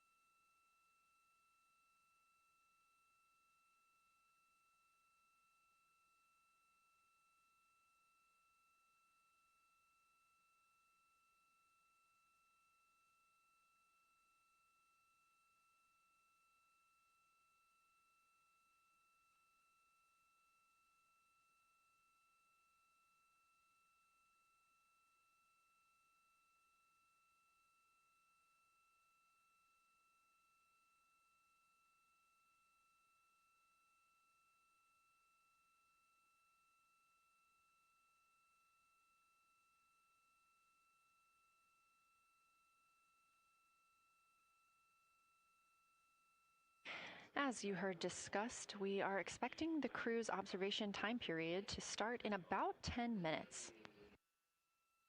First, they'll be conducting a warm-up, warming up to their science observations of the moon. They'll be discussing with each other, helping each other orient using the major landmarks that they've studied, asking what is familiar. If we roll left, port 5 degrees, that would get the moon closer to the left side of window 2.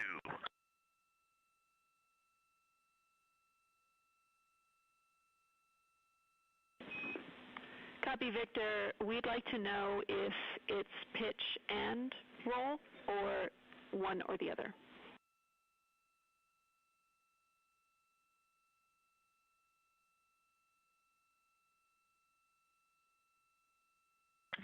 Jenny, we actually thought you already put the pitch in. Had the pitch been put in already?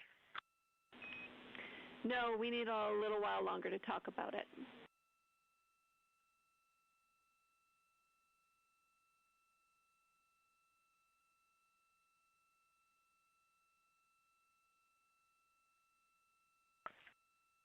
So, Jenny, I guess what's happening is just as our orbit's changing, where it is in the window is changing, so maybe these fancy little adjustments aren't worth it. It's going to continue to move in the window. Or is the spacecraft going to keep the moon at the same point of the window if we adjust the attitude? I assume the previous.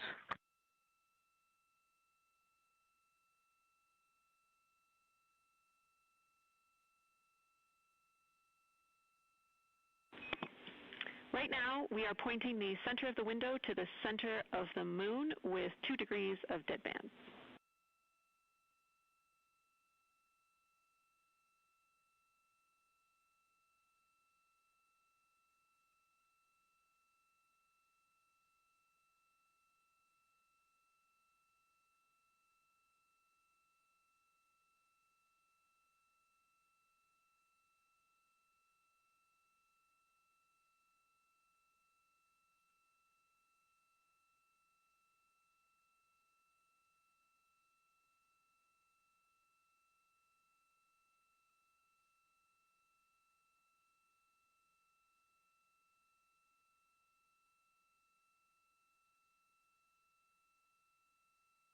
The conversation you hear happening now between the astronauts aboard Orion and Artemis Mission Control here at Johnson Space Center in Houston, Texas. They are in the center of your screen, seated at the Capcom, or capsule communicator console. That's Jenny Gibbons, Canadian Space Agency astronaut and Artemis II backup. She was also the lead Capcom for Expedition 63 aboard the International Space Station.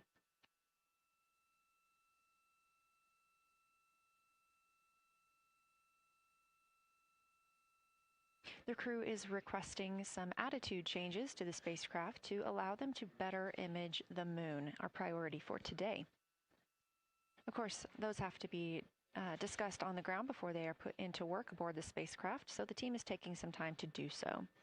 You also heard Gibbons reference that we are into deadbands. Deadbands are essentially keeping us in the lane in which we're traveling. If you're familiar with lane assist in your car, very similar in this case.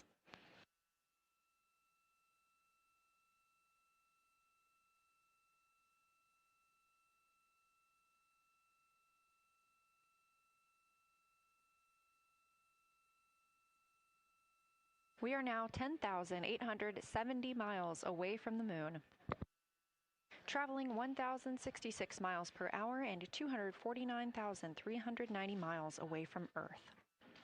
Again, we recently surpassed the Apollo 13 distance record of farthest humans have ever traveled. And upon calling down some words during that milestone, Canadian Space Agency astronaut Jeremy Hansen noting that he hopes that this record that they are setting today is soon broken by future explorers.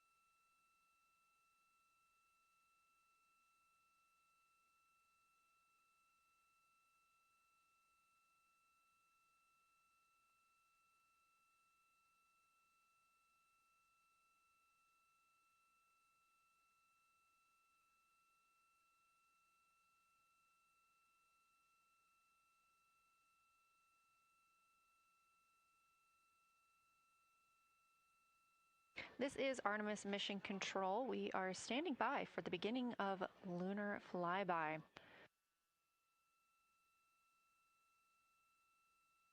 Expecting that to start in just a few minutes when the crew will begin a warm-up discussion preparing for the day. They will be capturing images along while discussing what they find familiar about the moon and what looks unexpected to them.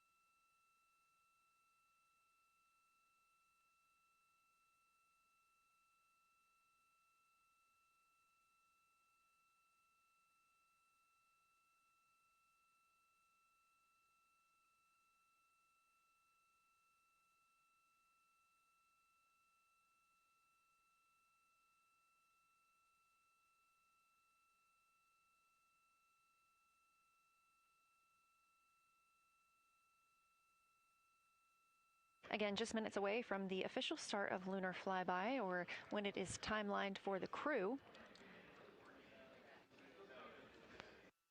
We are currently 10,726 miles away from the moon. This view on the left side of your screen coming from the camera on one of Orion's solar arrays.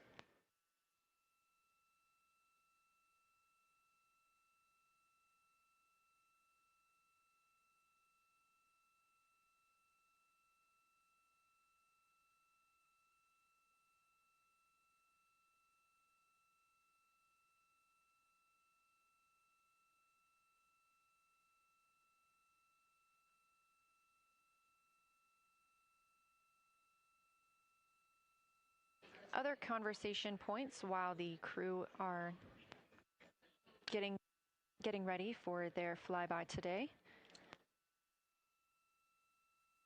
They'll be looking to orient themselves using major landmarks and annotating their observations along with their discussion. They'll have 10 minutes for that warm-up discussion.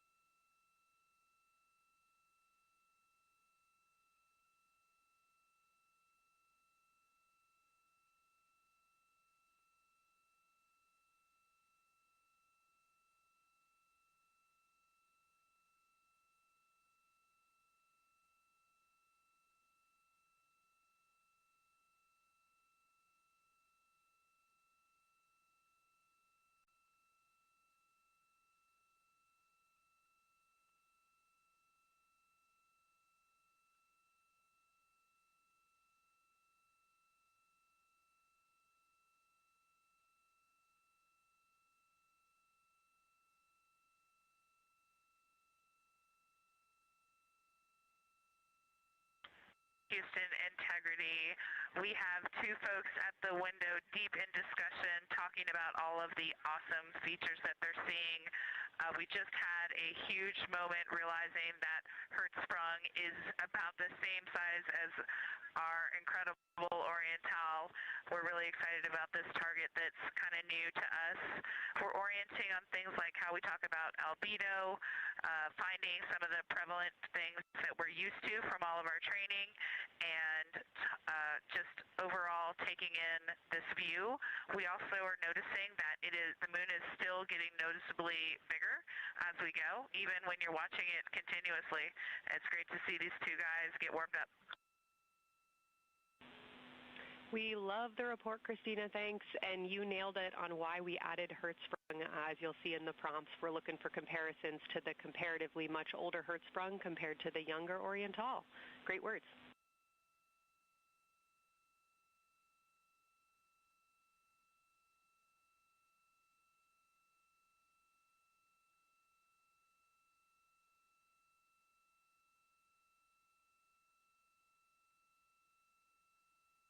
This is Artemis Mission Control. That was the voice of Dr. Kelsey Young speaking with the astronauts aboard Orion as they begin their observation period and lunar flyby. NASA astronaut Christina Cook reporting their view of Hertzsprung Basin. The team here is looking for centered images of the basin at a full zoom, and they're hoping that the astronauts can image and describe the inner and outer rings. This is considered a degraded basin with a floor, rings, and ejecta compared to a younger Oriental basin.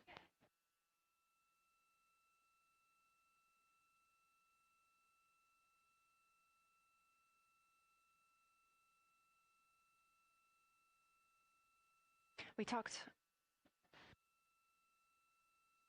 spoke earlier with Julian Gross, the Artemis curation lead, about some of the terms we will hear the crew use today. One of those just called out, that's albedo, looking at surface brightness, or the amount of light a surface reflects.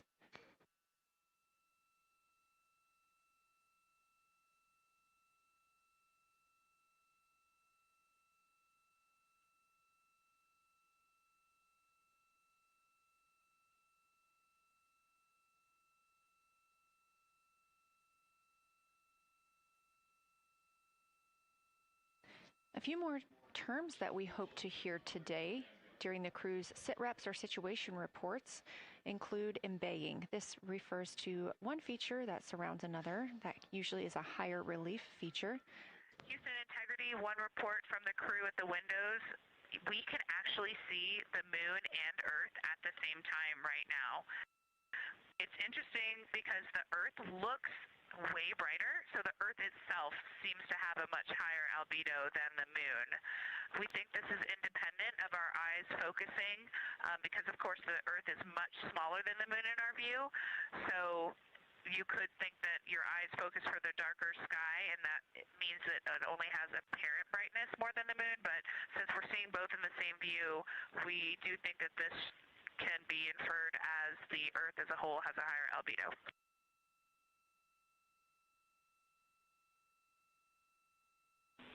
Great observation, Christina, and reminder that as you're starting to look for those subtle color and albedo variations on the moon, the relatively bright albedo Earth might make those a little bit difficult, but as your eyes continue to adjust, we expect you to start to see more nuance on the moon. Thanks.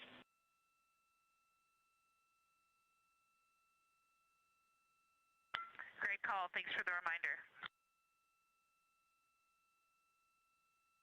We're all going to be experts in lunar terminology by the end of the day. Another one we expect to hear is mare. These are dark regions paved or filled by volcanic deposits. You also can hear them called seas, oceans, lakes, or marshes, or other bodies of water.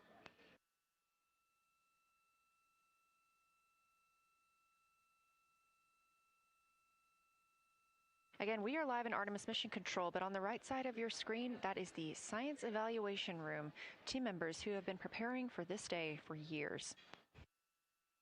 The crew has significantly darkened the cabin of Orion. This allows them better views outside the windows and fewer reflections from inside. They reported being able to see the moon and the Earth out the same window at this time. We are really hopeful to get those photos. Right now, this view on the left side of your screen coming from a camera mounted on one of the solar array wings on Orion outside the spacecraft. The crew is equipped with 80 to 400 millimeter zoom lenses.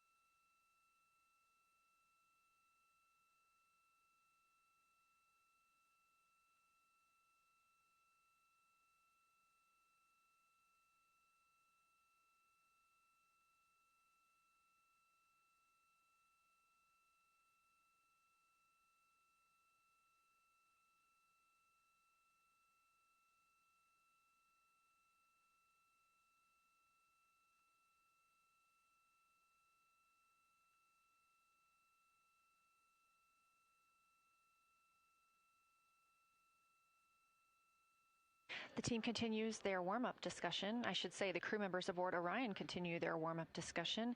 However, they are about to be prompted to move on to discussion number 2, which is near side and far side.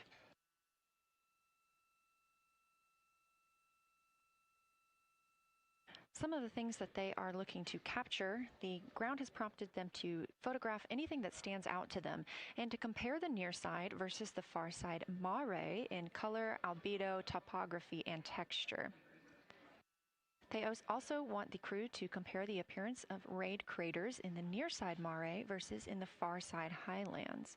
Of course, a reminder that some of the items that the crew, or some of the landmarks the crew are seeing today, is the first time that humans have ever laid eyes on those portions of the moon.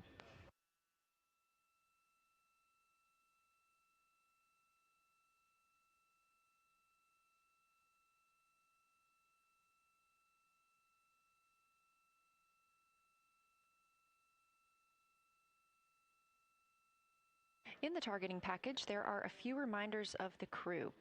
For the crew, there are time-sensitive observation reminders and science sit rep reminders. Integrity. We have sit rep. The targets that are being discussed right now, it's the far side, near side comparison, and hearing some great discussion of browns and greens in the Aristarchus Plateau and how those disappear as you go toward the North Pole, and then over to the far side, you lose the color. You've got Jeremy in window 2, Reed in window 1, having a great discussion. Christina's under window, I'm sorry, Reed is in window 3. Christina's under window 1, documenting the discussion. And we've got the lights completely off in the cabin. There are some LEDs that we cannot put out that do provide some light scatter. But we have all of the internal lights off. And are letting our eyes adjust as best we can. The window 4 view, you only get about a third of the moon. Tycho is going to go over the horizon soon, and you can see Aristarchus, and then you start to lose the view as you go to the west in Oceanus and Procellarum. So far, the team is on the plan, and the long lens is being put to good use, and recordings are being made, and internal documentation of the configuration and the observations is ongoing. Science, do you have any questions for us at this time? Integrity Science. Victor, very glad that you provided the first formal science sit rep, as these were indeed your idea. One follow-up question, any relationship between those browns and greens you described? Do you see them blending into one another, and do you see any topography associated with either color?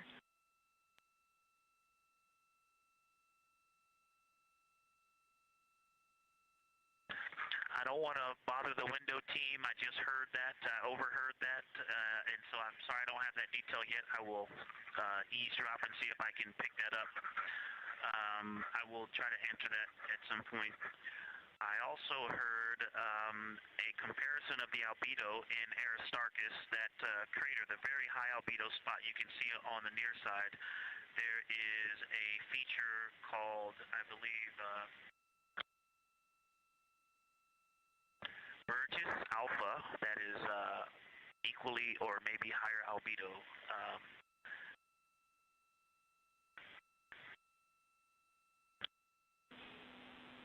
I apologize for the gaps. I'm trying to listen and talk at the same time, but I will try to get some more information to correlate those colors from Aristarchus for you. Understood, Victor, and good call to not bug the window team. Really like the brightness comparisons to Burgess A. Really helpful for the science team. Keep them coming. Thanks.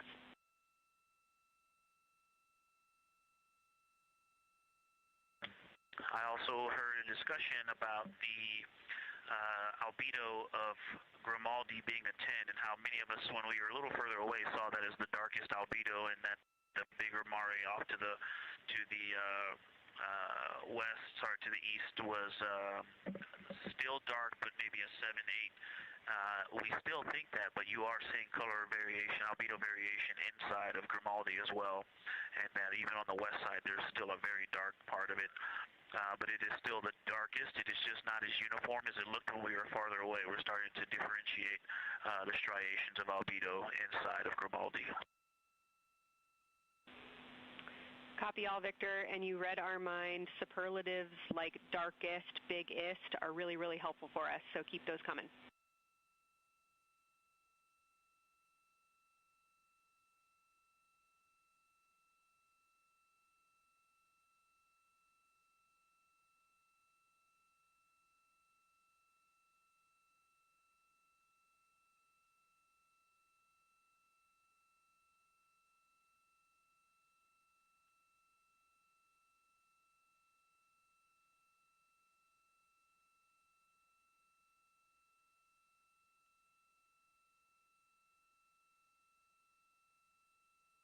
As we were just mentioning, the crew is slated to perform these science sit reps. They are prompted to do so by an icon in their lunar targeting plan. That one coming down from NASA astronaut and pilot of Artemis II, Victor Glover.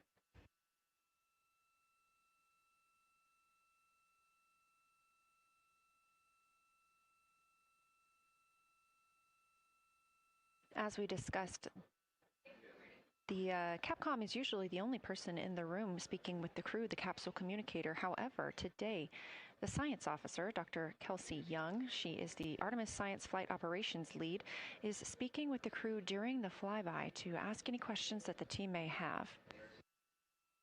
To her right is Trevor Graff. He is one of 3 science officers. Those would be Kelsey Young, Trevor Graff, and Angela Garcia, who will also join us later for an interview.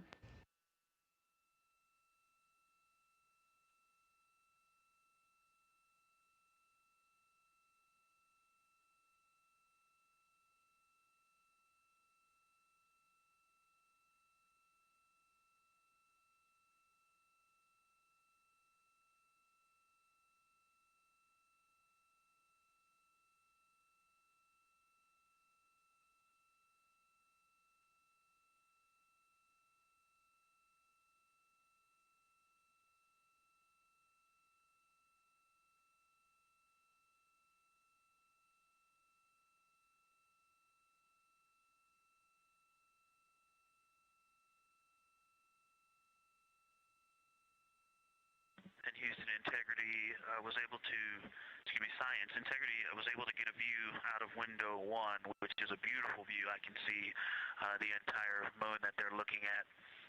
We left the t-shirt up there, so I was kind of peeking through the opening in the makeshift shroud there.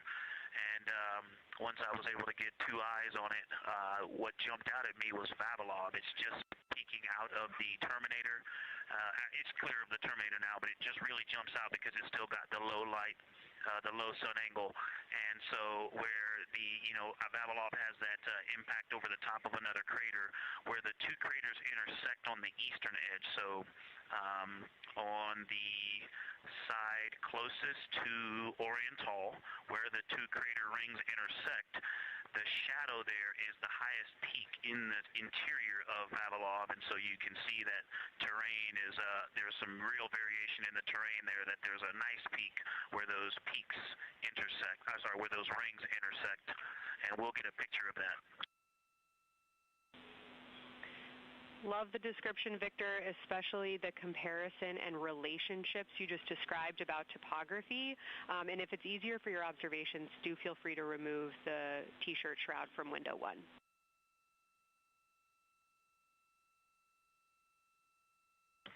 Yeah, absolutely, we will do. Thank you.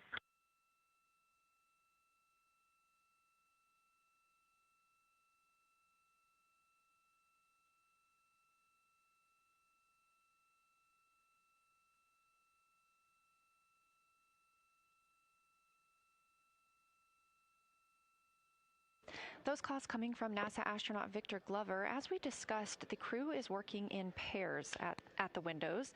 Right now, taking photos are Commander Reed Wiseman and Mission Specialist Jeremy Hansen. Serving as their support team are pilot Victor Glover and Mission Specialist Christina Cook. You're hearing those calls from Victor Glover, as he is on that support team, and he is tasked with providing the science sit reps, while the two crew photographing and making annotations of the moon are in Windows 2 and 3. Windows 1 and 4 are available for the support crew to fly up to, obviously look at the moon themselves, and provide these science situational reports. The view on your screen is part of the lunar targeting package, and it's something that the crew can reference as they are flying by, but this is an animation.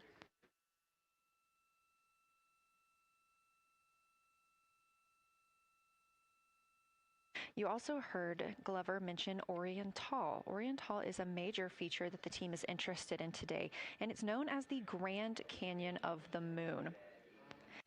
Until this mission, the Oriental Basin had never been seen in sunlight by human eyes. Oriental Basin and its surrounding ejecta could fit within a straight line distance from NASA's Johnson Space Center, where we are at today, to Kennedy Space Center.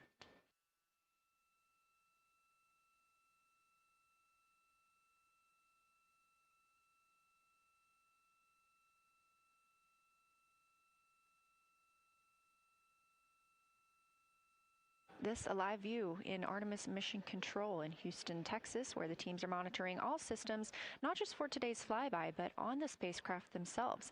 Again, this is a test flight, our very first flight of humans on the Orion spacecraft.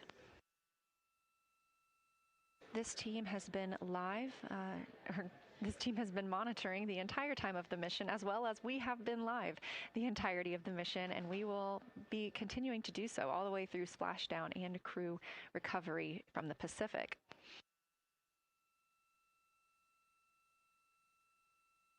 This is a visualization from ARROW, the Artemis Real-Time Orbit website that you can also access at any time by visiting nasa.gov/trackartemis, showing us that we are now under 10,000 miles from the moon, 9,948 to be specific, and continuing to count down.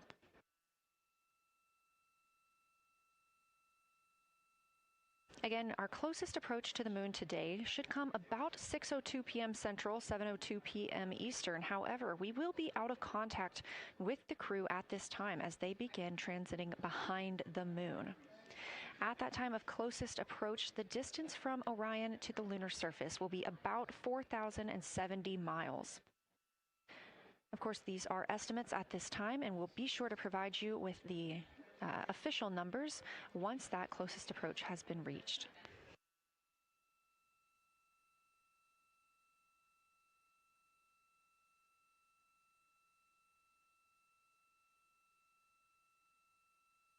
This shot live inside the Orion spacecraft, where our 4 crew members are continuing with their lunar flyby activities.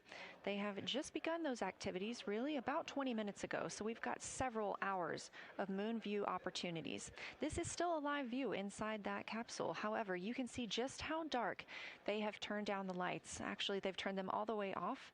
There are a few LEDs that they cannot power off, but turning down these lights gives them better views outside of the spacecraft's windows while they photograph the moon. This also prevents any reflections from inside the spacecraft bouncing up on the windows and interfering with their photography.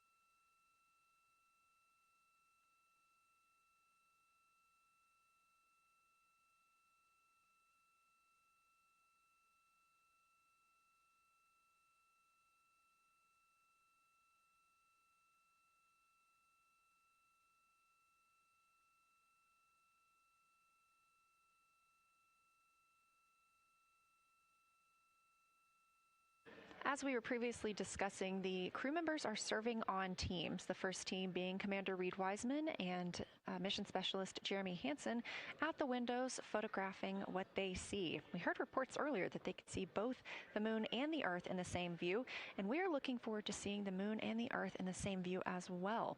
That Earth set coming up in just a few hours.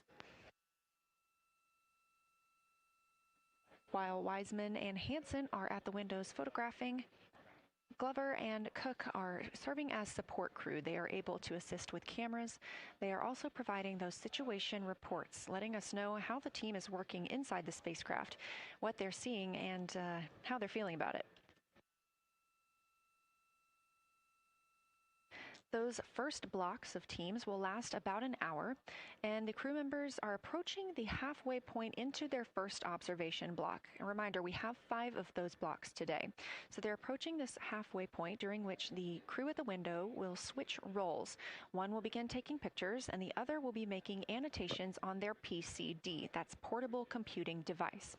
Both of those crew members at the windows are recording audio of what they see. They are putting on headsets and recording audio into their portable computing devices. Obviously, we are not hearing this right now. This is going to be sent down to the science team, and they will be able to analyze that at a later time.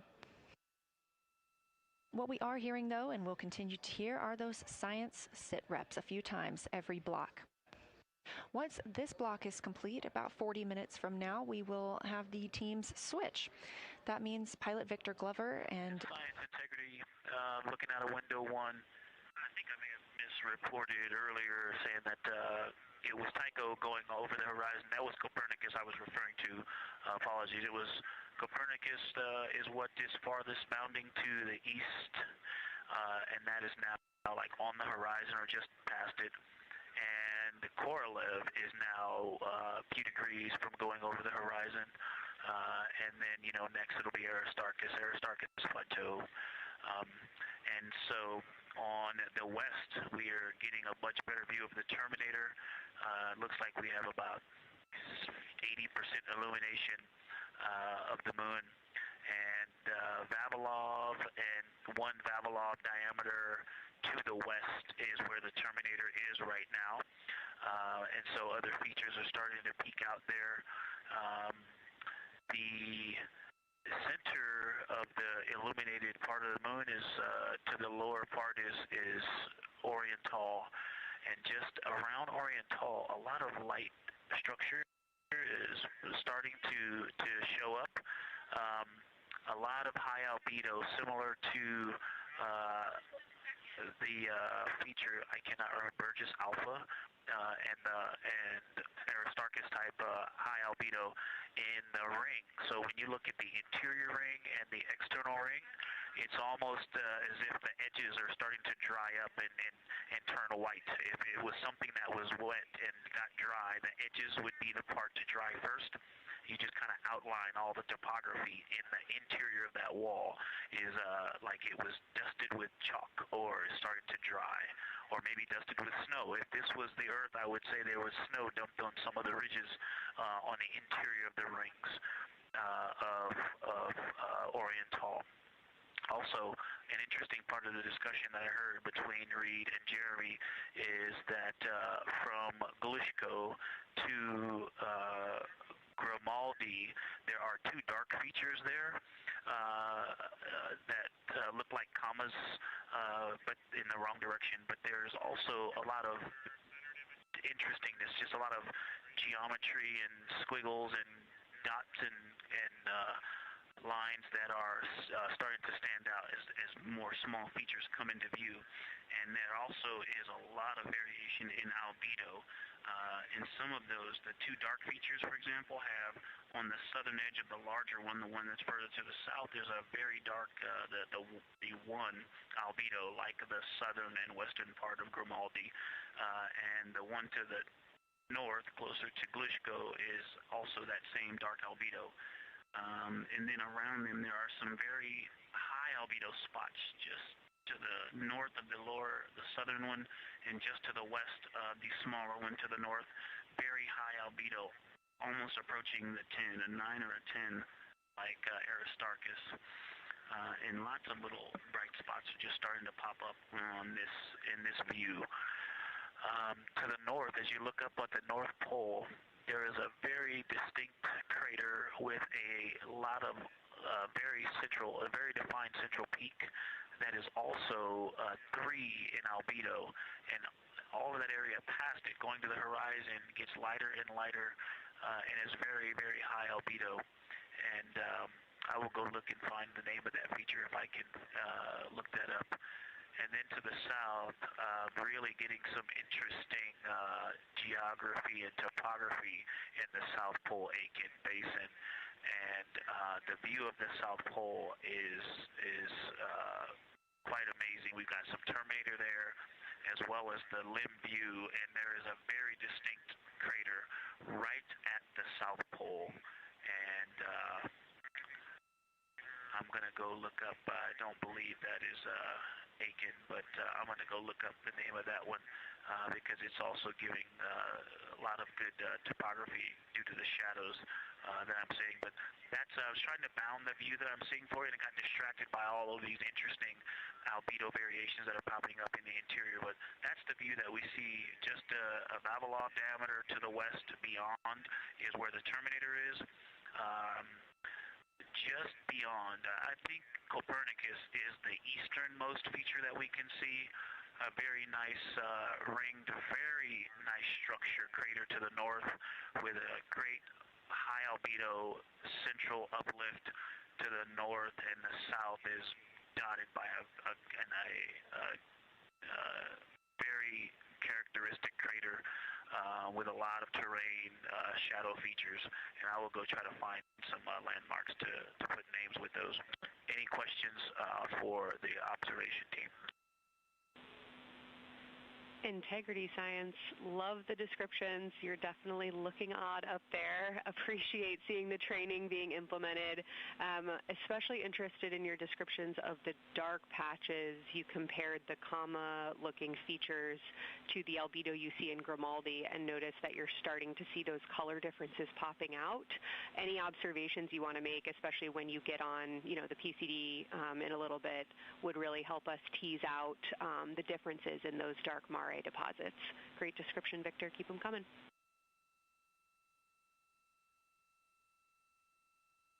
Absolutely will do, and I know you've got descriptions on both of the window observers right now as well. Keep them coming.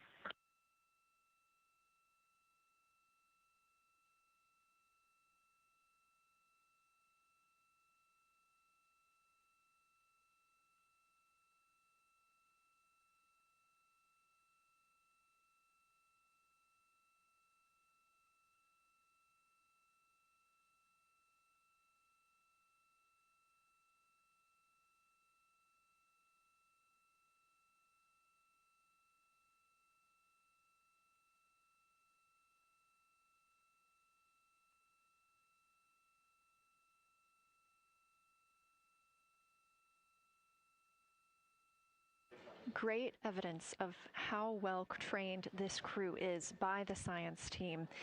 NASA astronaut and pilot of the Artemis II mission, Victor Glover, calling down a situation report, noting several different features on the moon and such descriptions, even saying that it looks like snow on some of the peaks. Obviously, we do not expect that to be snow, but referencing that as some of the lighting on how it looks to the Artemis II crew from their current position.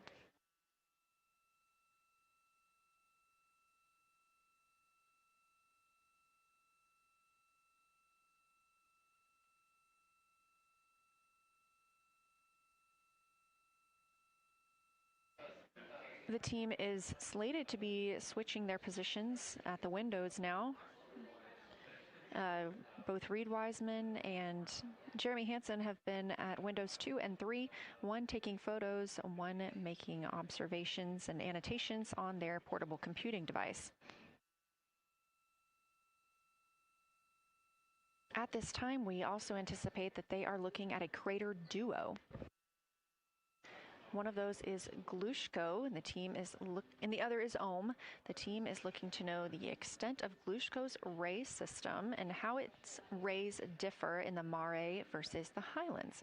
They also want the team to compare the ray systems of Glushko to Ohm.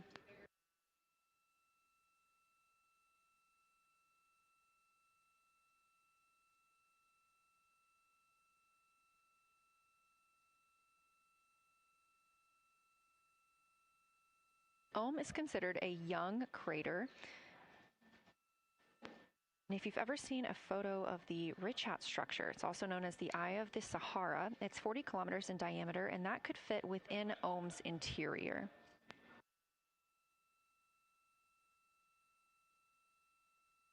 The team is specifically interested in descriptions of that ray visibility, including the color, albedo. Remember, albedo is the brightness or the surface reflection, and the reach.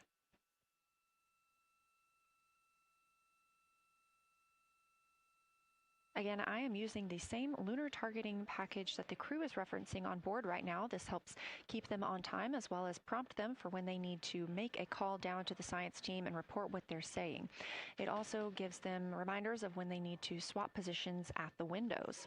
Additionally, I'm using the Artemis II Lunar Science Passport developed by Amber Turner and the Artemis II Lunar Science team. Now, this passport did not fly with the crew, but they used it extensively as a study guide here on Earth. So a lot of the descriptions and comparisons you hear today are developed directly by the science team.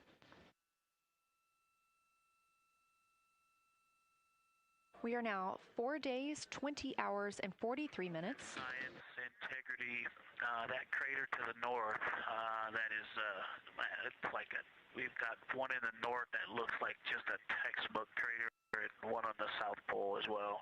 The one on the north, I think, is Pythagoras. And what I wanted to highlight about that is it is either a very distinct central uplift or just a very defined area of high albedo.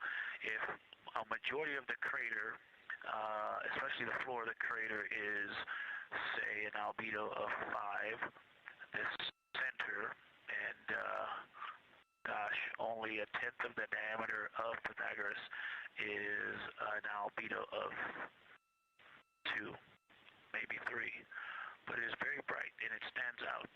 And then between that crater and the actual what is the horizon from here, there seems to be another crater right on the horizon, and right on the edge of that is another patch of that albedo. It seems to be between the two craters. It's hard to tell from this grazing angle, but there is another spot just further north beyond Pythagoras.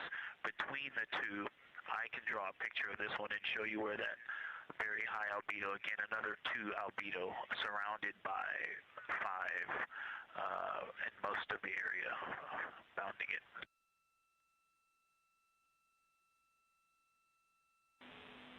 Integrity science, thanks for that. We agree with the Pythagoras assessment.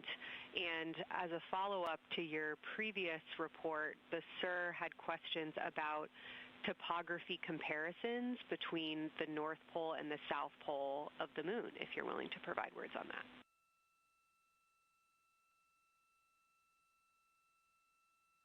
Topography comparisons, absolutely. And if you have any idea what... if you draw a line between Pythagoras and the western edge of the outer defined ring of Orion, it intersects a beautiful textbook crater on the south. I would love to know the name of that. The topography differences, now the South Pole has a little bit of a benefit that it has more of the terminator, and I can see a little more shadowing there, but there's a nice crater right at the South Pole, so that's the main thing defining the topography there. Seems to be quite a bit of elevation change. I can see some very jagged shadows, a 90-degree just to the west of that crater at the South Pole. I can see a very distinct change in the shadow directions, indicating, I don't know, a very high wall or a very deep canyon just to the west of that. And in the north, it seems to be that from sort of the edge of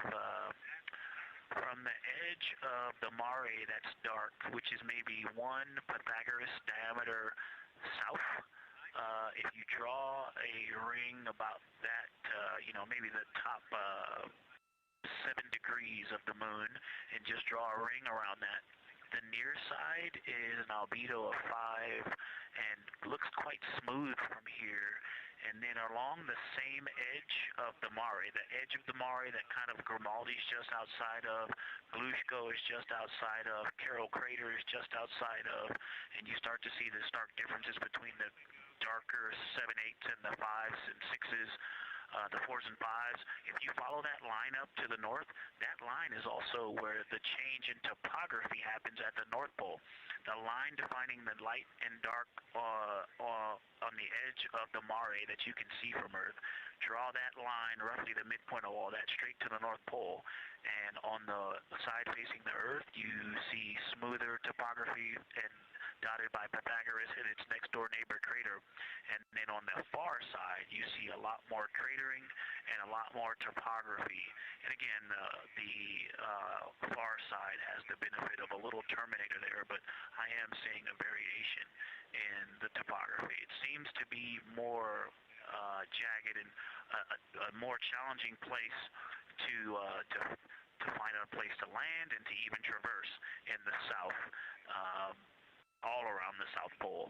And at the North Pole, it would be more challenging to translate on the far side of the North Pole compared to the near side of the North Pole around Pythagoras. Copy all, Victor. You really help paint a contextual picture of what you're looking at. We really appreciate the way that you're guiding us into the areas you're seeing by drawing comparisons between recognizable features. Thanks for that.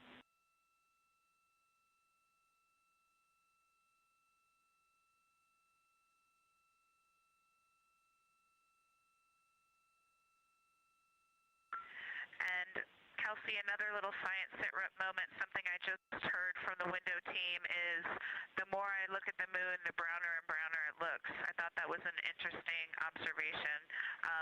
The two observers have been on timeline, no hardware issues. They did start to talk a little bit about another feature that you'll hear more about on the recordings that they call the handprint. That was at the end of their Glushko and before they moved into their current target. They thought that was worth chatting a little bit more about. And they're preparing to switch after this. Houston copies and concurs.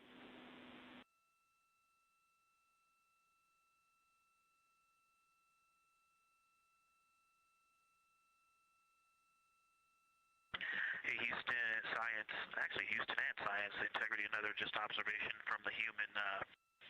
My eyes have shifted a little bit since I've been up here. I've been wearing my reading glasses to look at the PCD. Well, this is a very taxing event on the eyes, looking out the window and seeing the very bright moon, then coming back inside to the dark cabin and trying to work cameras and microphones and logistics and lunch and those kinds of things, and then looking at the PCD, which is dimly lit. It's just been an exercise. It is a difficult thing to manage it. I'm up and down on the glasses and then having to wait as my eyes adjust when I come back in. As soon as I look back into the cabin from looking out the window, I can feel my eyes adjusting, and I just have to work through it as they adjust. Appreciate that report, Victor, and know that we are prepared to read you up targets from the ground if that would give you the ability to keep your eyes focused on the moon and not having to swap between that and the PCD. Just let us know.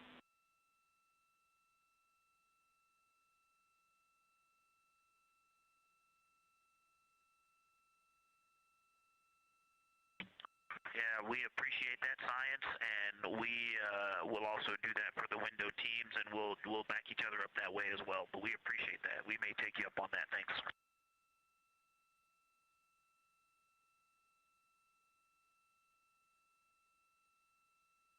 Continued detailed descriptions from the Artemis II crew aboard Orion. Again, this is a test flight, the first time we've flown humans aboard this spacecraft, so every detail, even that it's difficult to look outside the window and then back at the PCD, that portable computing device, every single detail is appreciated as we prepare for future missions. Glover also mentioned that he is now wearing his glasses now that he's in space and that his eyes have shifted a bit. This is something that happens when our astronauts go to space.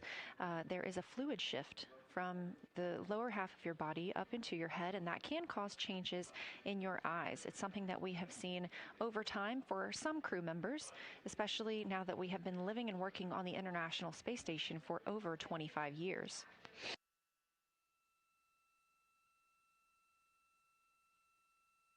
Again, it's clear that these Artemis II astronauts have undergone extensive lunar science training, including classroom instruction, fieldwork, and high-fidelity simulations.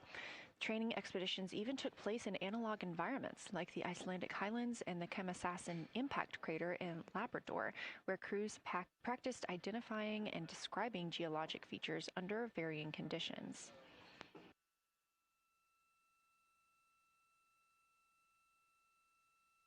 Additionally, here at Johnson Space Center, Orion mock-ups were used to rehearse crew choreography, including three-dimensional space management with an inflatable moon globe to simulate the flyby. And while on Earth, the crew also used that small lunar passport that I mentioned with descriptions, photos, and prompts to help them study the features we hope they'll see. Now, this is a view from their lunar targeting package at this time, helping them determine what they're seeing on the moon, as well as on the left, keep up with what their next target will be. As you can see, we have got a long list and an exciting day ahead of us.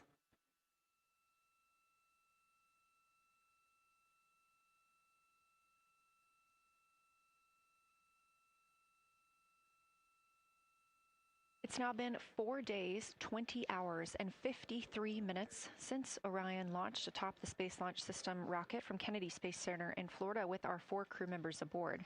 NASA astronauts Reed Wiseman, Victor Glover, and Christina Cook, and Canadian Space Agency astronaut Jeremy Hansen.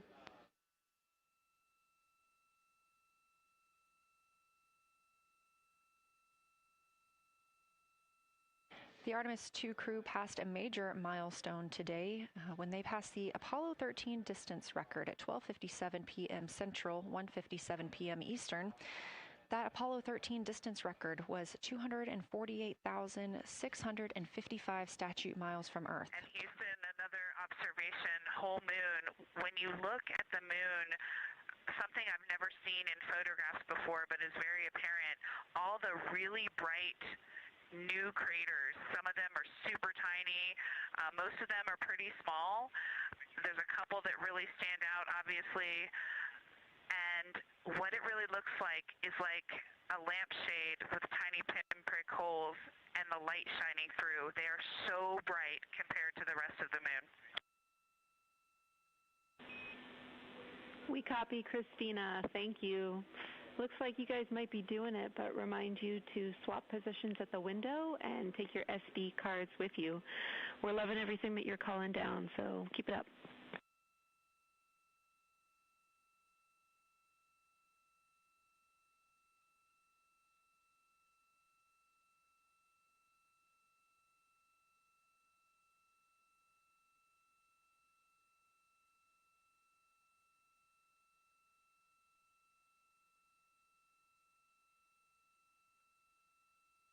Again, Orion previously surpassed that the Apollo 13 greatest distance from Earth by humans. That was 248,655 statute miles from Earth, and Orion now 250,294 miles away from our home planet.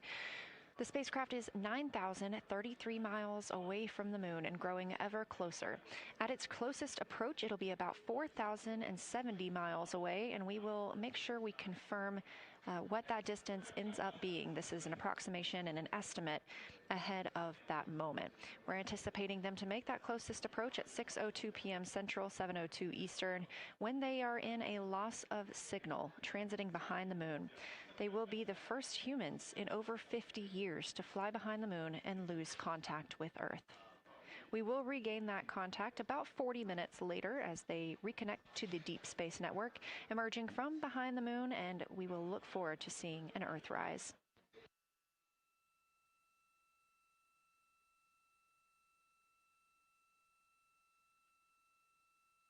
Again, the crew is currently in their position swap portion on their timeline.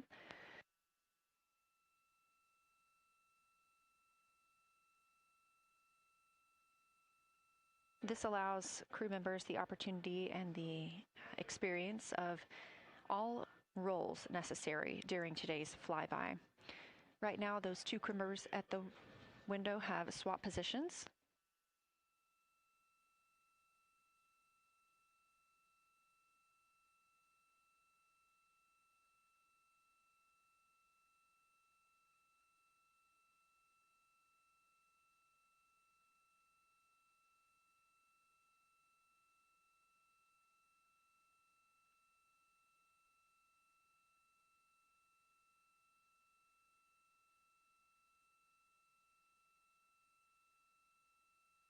Again, the crew at the windows swapping positions.